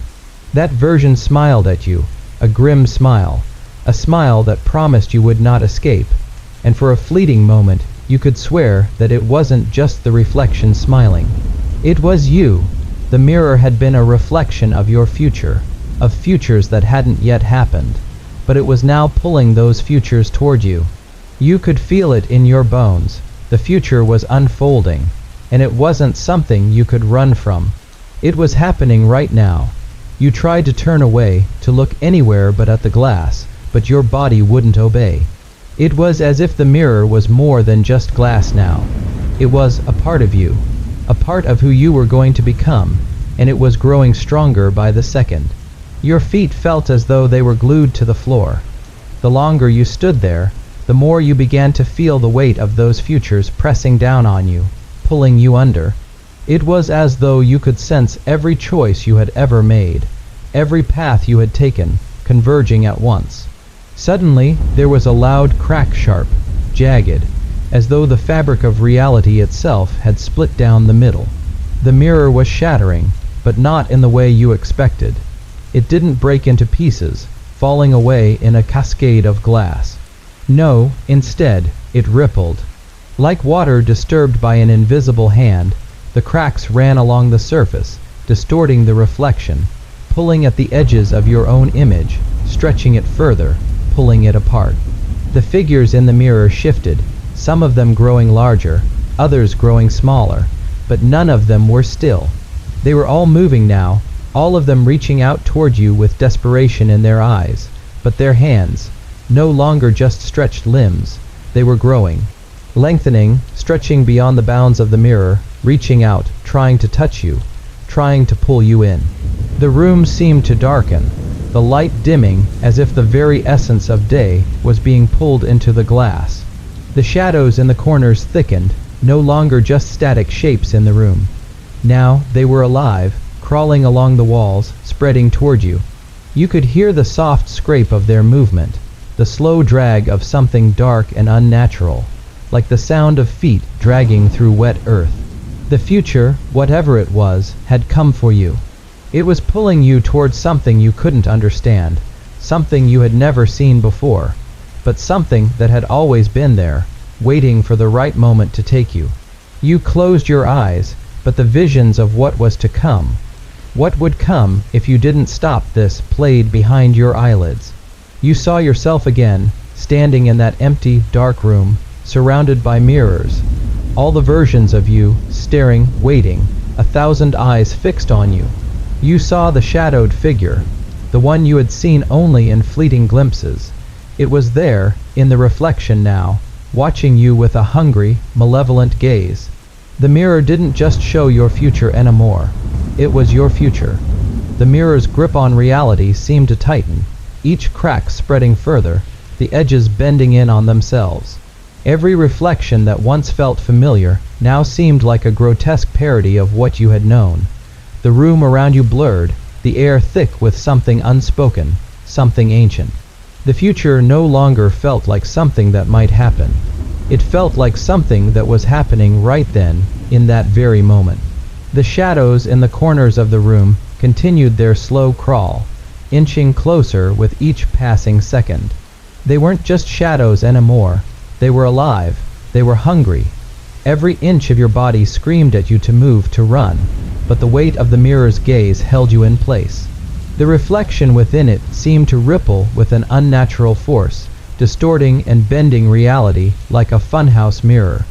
But it wasn't playful. It wasn't whimsical. It was dark, and it was pulling you in. The room grew colder, so cold that your breath formed mist in the air, but it didn't feel like the cold of winter. No, this cold was deeper, older. It felt like the chill that came with the absence of time, the absence of warmth, as if everything was freezing, and not just the room, but your very soul, your very future. The whispers grew louder again, coming from all around you, from the mirror, from the shadows, from deep within you. You couldn't tell which ones were your thoughts and which were not, but there was one thing you could hear clearly. The future was coming, and it was wearing your face. The mirror shifted again, and this time you could see yourself, the future you.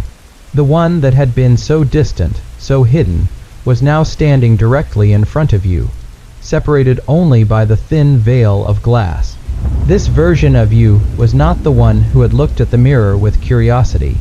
It was not the one who had walked past the reflective surface with the hope of seeing something beautiful. No, this version of you was twisted, with hollow eyes, skin stretched tight over bone, lips pulled back in a twisted grin. A grin that stretched too far to be natural. It was a smile that spoke of desperation, of hunger. It stared at you, but not as if it recognized you. No, it stared as though it knew everything about you. It knew your thoughts before you did. It knew your weaknesses, your fears. The reflection began to move, but it wasn't in sync with your own movements. It seemed to take its time, as though mocking you, taking pleasure in the fact that you were frozen, unable to look away. The air grew heavier with every passing second, suffocating you with the weight of inevitability. You tried to take a step back, but your feet remained rooted to the ground, a force stronger than will or reason holding you in place. The room, once familiar, now felt like a distant place, as though you had been transported somewhere far away, somewhere you didn't belong, somewhere you couldn't leave. The future version of you lifted its hand, pressing it against the mirror. And you felt it. You felt the coldness of the glass, but there was something more, something sharper. It was as though the mirror had become a barrier, no longer just a reflection, but a wall, one that separated you from something else. Something wrong. Its hand left a mark on the surface, as if trying to push through, trying to break free. You could see its fingers elongate, the skin stretching and cracking, as though the future itself couldn't hold itself together. You opened your mouth to scream, to call for help, but no sound came out. It was as if the very air had been sucked from your lungs, replaced by the hollow weight of silence. It was coming. It was always coming. The cracks in the mirror widened. They didn't just spider out, they pulled apart, as if something was trying to emerge from the glass. Something not quite human. The edges of the cracks glowed faintly, a sickly green, pulsating as though the mirror had become a living thing, a portal to a future you weren't meant to witness. And then, as if on cue, the room itself seemed to shift. The walls closed in around you, warping and bending with a sound like fabric being torn. The shadows no longer merely clung to the edges of the room. They began to rise, solidifying into shapes, into figures that didn't belong. Their features were vague, shifting, as though they were made of smoke or fog, but you could feel them. You could feel their eyes on you, feel them watching, waiting for the moment when the mirror would finally break. It was then that you realized the truth. You had always thought the mirror was showing you the future, but it wasn't. It was showing you the moment before everything shattered. It was showing you the death of time itself, the unraveling of fate. The figure in the mirror smiled again, its lips curling into something darker, something twisted, as it lifted a finger pointing directly at you. The future wasn't just coming, it was already here. The mirror's surface rippled as though it was underwater, each pulse sending shivers of cold through the room. The shadows in the corners of the room had become more solid, darker, as if feeding off the growing presence within the glass. You could feel it in the air, that deep, suffocating weight. The mirror was no longer just a passive observer, reflecting your image. It was alive. It had its own will, its own desire, and you were now caught in its gaze. There was no escape, not anymore. Your reflection, the twisted version of you with its hollow eyes and cracked skin, was still there, pressing its fingers to the glass, stretching the surface as if it were a barrier it couldn't break. But the longer it stayed there, the more its form began to change. The features, once clear and grotesque, now began to blur and shift, warping like smoke swirling in a strong breeze. You could almost hear the murmurs, soft at first, like whispers in the back of your mind. They began to grow louder, more insistent, like the murmuring of a crowd far off in the distance, beckoning you, calling you closer to something you couldn't understand. The temperature in the room dropped again, colder than it had been before, so cold it felt as if your bones were beginning to freeze. The walls seemed to draw closer, the space shrinking, leaving you nowhere to move. The shadows that had once been distant now crept forward, curling around your ankles like tendrils of smoke, rising slowly, inch by inch, until they reached your knees. It wasn't just the mirror anymore. It was the room itself. The room had become part of the mirror, and now it seemed to be sucking you in. You could feel it, the pull, subtle yet undeniable something that wanted you to step forward, to close the gap between you and your reflection. Something dark and ancient stirred in the mirror, its surface shimmering, beckoning you, coaxing you to come closer, to lose yourself to the pull of its strange promise. For a moment, you thought you might be able to resist, to turn away. But then you heard it, the sound of your own voice, faint at first, calling your name from the other side of the room. It was you were the one calling, but your voice didn't sound right. It sounded distant, hollow, as though it were being distorted by the very air around you. You couldn't place it. The whisper of your name seemed to hang in the air for too long, repeating, echoing in your mind. You couldn't stop yourself from moving forward, your feet carrying you closer and closer to the mirror. You felt your chest tighten, the cold air pressing against your lungs, and yet you couldn't pull yourself away. You reached out, your fingers brushing against the mirror's surface. The cold was unbearable, a sharp bite that numbed your skin, but you couldn't stop. You had to see what was on the other side. You had to understand. The reflection seemed to smile, its mouth stretching wider, the grin twisting unnaturally as it leaned closer, its hand now pressing against the glass from the other side. You felt its touch, but it wasn't the glass. It was your skin, cold and clammy, like ice against your own flesh. It was as though your reflection were trying to reach through, to pull you into the glass with it, to take your place. And that's when you saw it, the truth. The reflection wasn't just showing you a future. It was showing you a replacement. The smile on the other side was a smile of triumph, of possession. It wasn't you in the mirror anymore. It had become something else entirely, something dark and hungry, something that wanted to replace you. You weren't just seeing a version of yourself in the glass. You were seeing the thing that was waiting to take your place. It had always been there, hiding in the reflection, watching and waiting. The shadows around you thickened, curling up your body now, reaching higher, tightening around your chest. You gasped for air, but the more you struggled, the harder it became to breathe. The reflection in the mirror grew larger, its distorted smile stretching impossibly wide as it began to laugh. A low, rumbling sound that seemed to vibrate the very air, shaking your body. The laughter was cruel, mocking, as if it were reveling in your fear, in your helplessness. It was coming closer, growing, pushing through the mirror as if it were made of nothing more than air and smoke. The glass cracked again, but this time it wasn't just a fracture.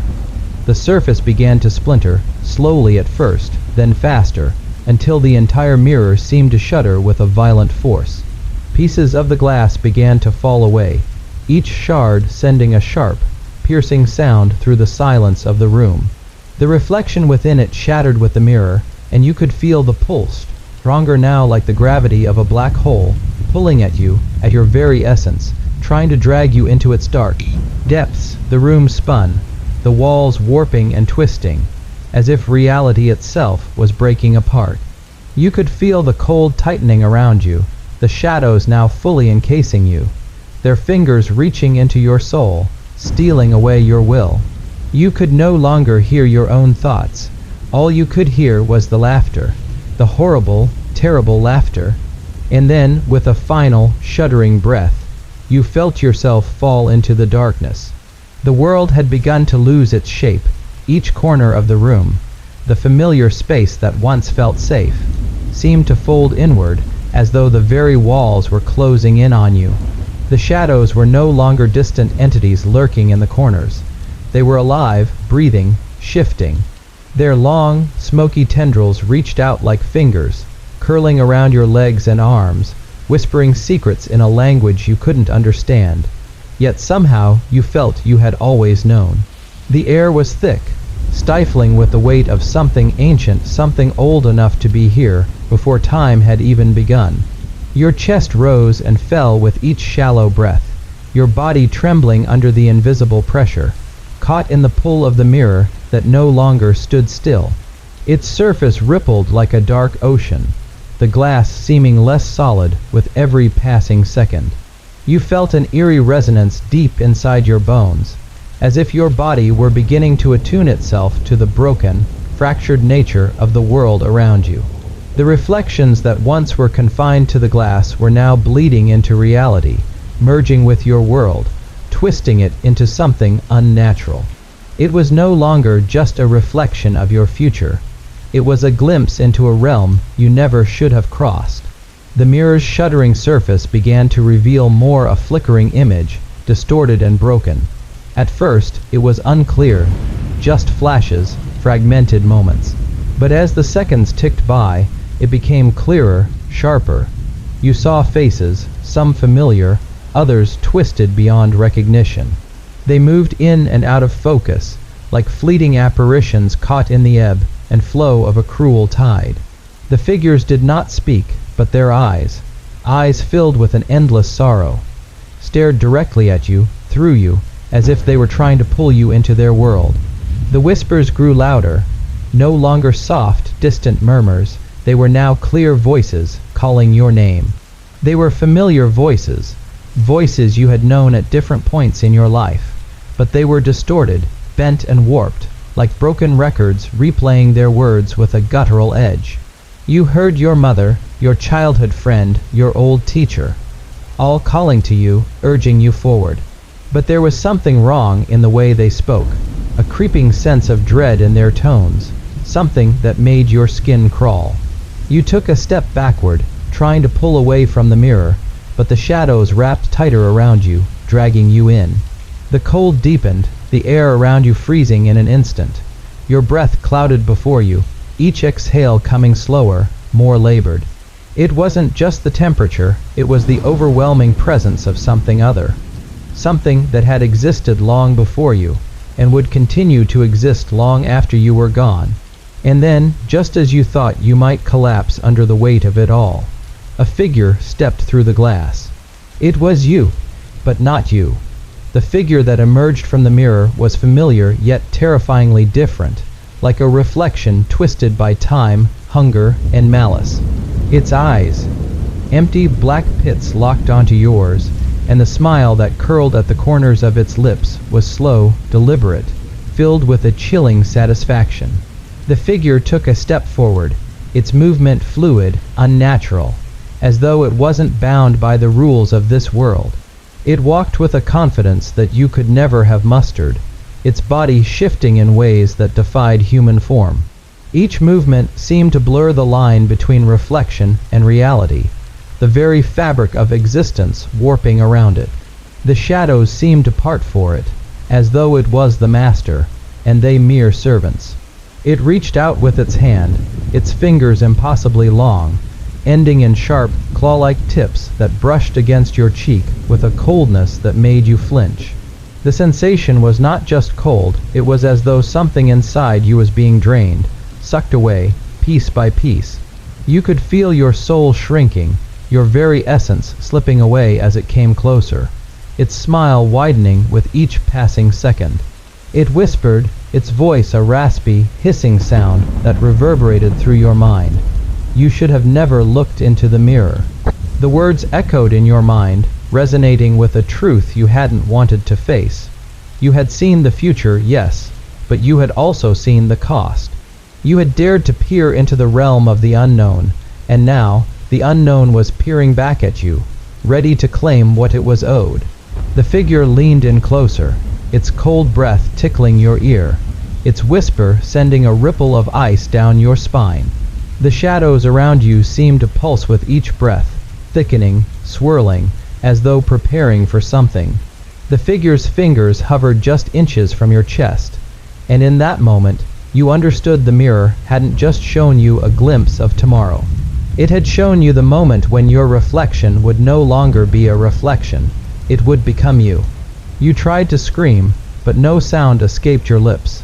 The air had become too thick, too heavy.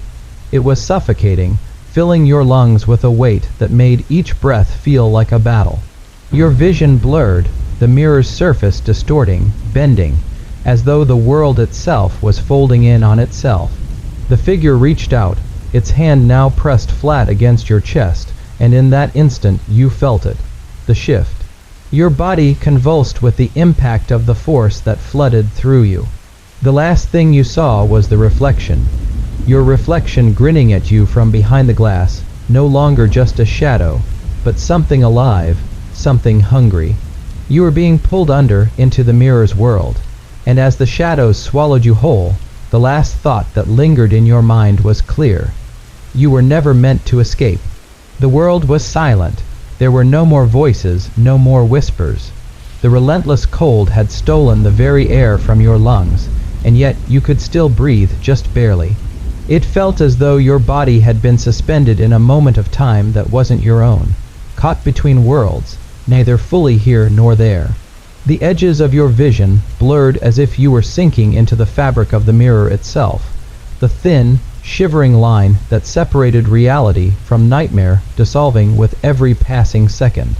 The glass stretched in front of you, cold, smooth, and impossibly deep. The mirror that had once held such power now felt like a prison, its depths not only a reflection of what was to come, but a cruel window into an endless, empty void. The figure that had stepped from the mirror, the one that had once been your reflection, was gone now. But its presence lingered, pressing into the corners of your mind like a phantom limb. You could still feel the weight of its eyes, the coldness of its touch, the sharp breath that had clawed at your skin. You weren't sure how long you had been standing there. Trapped between these realms, time no longer had meaning. There was only the mirror, and the knowledge that it held a secret you were never meant to know. You closed your eyes, trying to escape the suffocating pressure of the world around you. But even in the darkness, you could feel the cold seeping in, wrapping itself around you like an unshakable shroud. There was no escape. There never had been.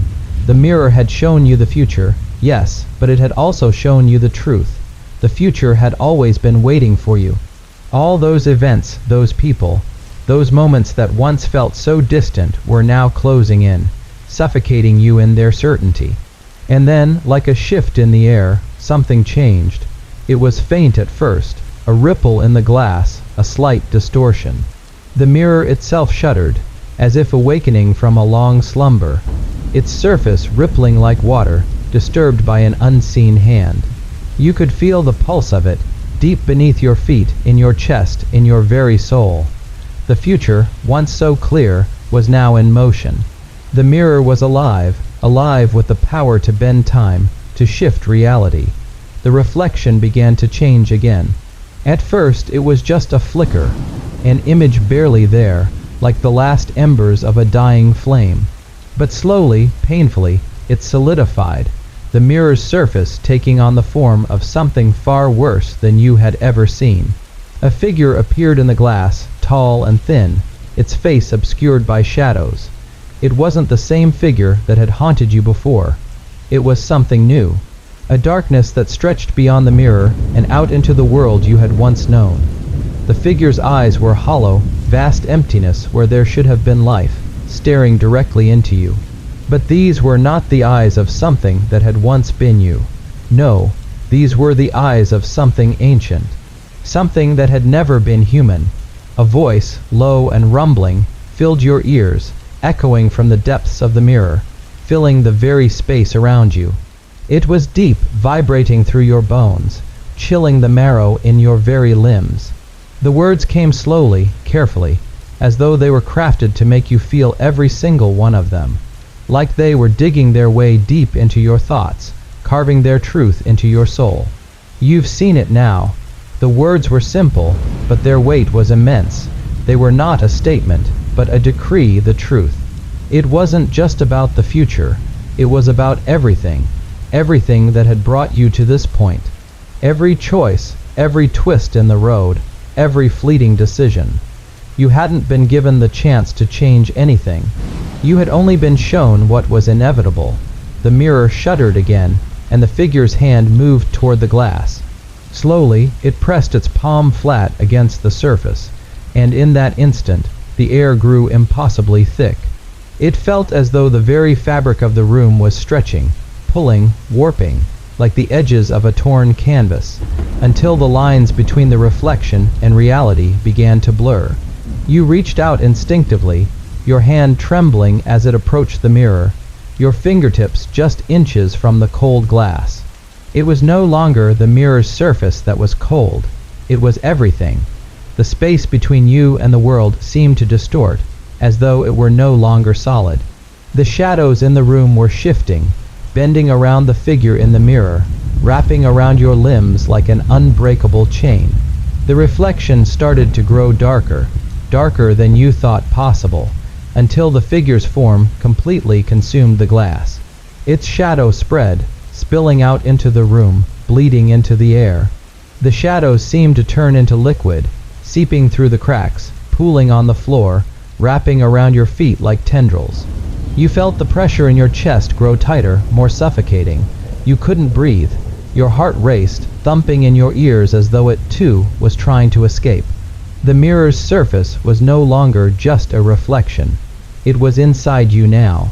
Suddenly, the room fell into complete darkness, the mirror's reflection now a distant, oppressive presence, hovering just beyond the edges of your vision.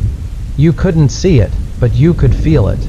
It was waiting for you to make the final move, waiting for you to take the last step into the unknown, into the future it had already seen, a future that was already taking shape. You didn't want to look, but you knew you had to. And as you turned toward the mirror one last time, you saw it. Yourself, not as you were, but as you would be, a reflection of something hollow, empty, waiting for something you didn't want to know. And then, in the silence that followed, you understood. It wasn't the future that was sealed. It was your fate. Forever, bound within the mirror's glass. The air was so thick now. It felt as though the very space around you was closing in, suffocating you with its weight. You could hear the faintest hum, a vibration that was not of this world, but of something ancient and endless, like the sound of a forgotten heartbeat pulsing in the dark. The mirror before you, the mirror that had once been a tool of curiosity, of simple reflection, now held a darker, more sinister purpose. It was not just a window into the future. It was a prison, a gateway to something you could never understand. And now it was all-consuming. It filled the room with its oppressive presence, the very walls seeming to lean in, drawn to the mirror's pull. Your heart raced, not from fear, but from the sheer realization of the inevitable. You had seen what would come, seen the truth that had been locked away for so long. The figure in the mirror, the one that had once been your reflection, no longer stood there, waiting. Instead, it had dissolved into the glass itself, merging with the very essence of the mirror, leaving behind only an emptiness so vast. It felt like it could swallow the universe. That hollow, endless abyss stared back at you now, reflecting nothing but the deepest black void. You had come so far, walked through so many layers of reality, and yet, in the end, you understood nothing more than you had when you first gazed into the mirror. What had seemed like a gift, this glimpse into tomorrow, had been a curse, a cruel reminder of your fragility, your helplessness in the face of time.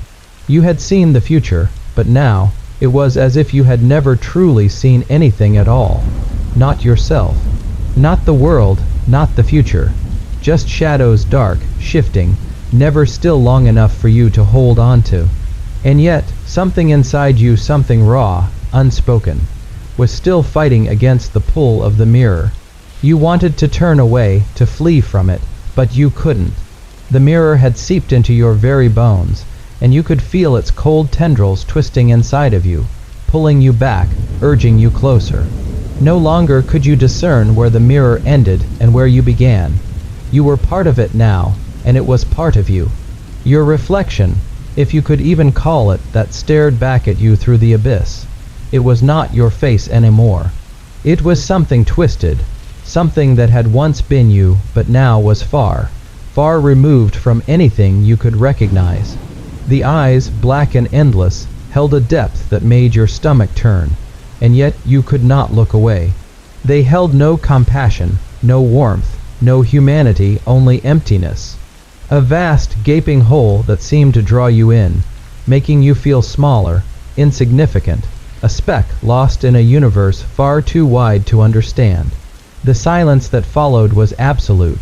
No whispering voices, no shadows lurking in the corners, no distant footsteps echoing from the depths.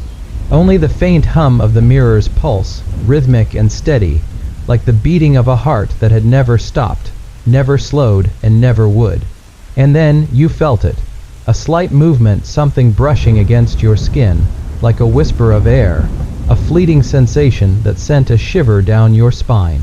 Your fingers twitched involuntarily, and before you could stop them, they reached out, drawn towards the mirror as if by an invisible force.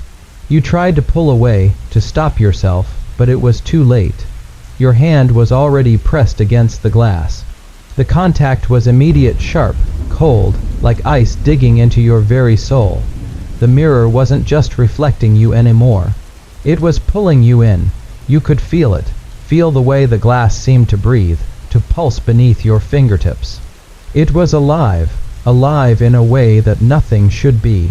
The edges of your vision darkened, the shadows that had once been distant now creeping closer, blotting out everything but the cold, endless pull of the mirror. You stumbled backward, but your body refused to obey. Your feet were rooted to the spot, your legs locked in place. The shadows reached out, curling around your ankles, your wrists, your neck, tightening their grip with every breath. You wanted to scream, to beg for release, but there was nothing left. No voice, no breath, no sound. Just the mirror, and the emptiness behind it.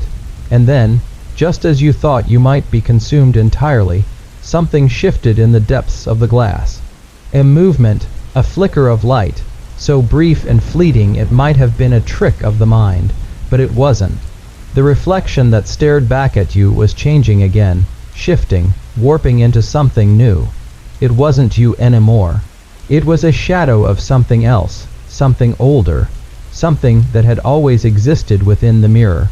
It was the reflection of time, the future, the past, the present, all at once, swirling, twisting in a kaleidoscope of broken images and fractured moments. There were faces, fleeting, disappearing before you could recognize them. There were places, cities you had never visited, streets you had never walked. There were voices, but they were not yours. They were the voices of those who had stared into the mirror before you, and those who would look into it long after you were gone. Their faces were as distorted as yours had become, shadows with no substance. And in that moment, as the reflection finally consumed you, you understood. You weren't seeing the future, you were becoming part of it. The mirror wasn't just a window into what would come. It was a prison for those who dared to look. And you, like all those before you, were now trapped in the endless cycle of seeing, of knowing, of never escaping. The darkness swallowed you whole, and the last thing you heard before everything fell silent was the mirror's pulse, steady and relentless, echoing in your ears. It would never stop.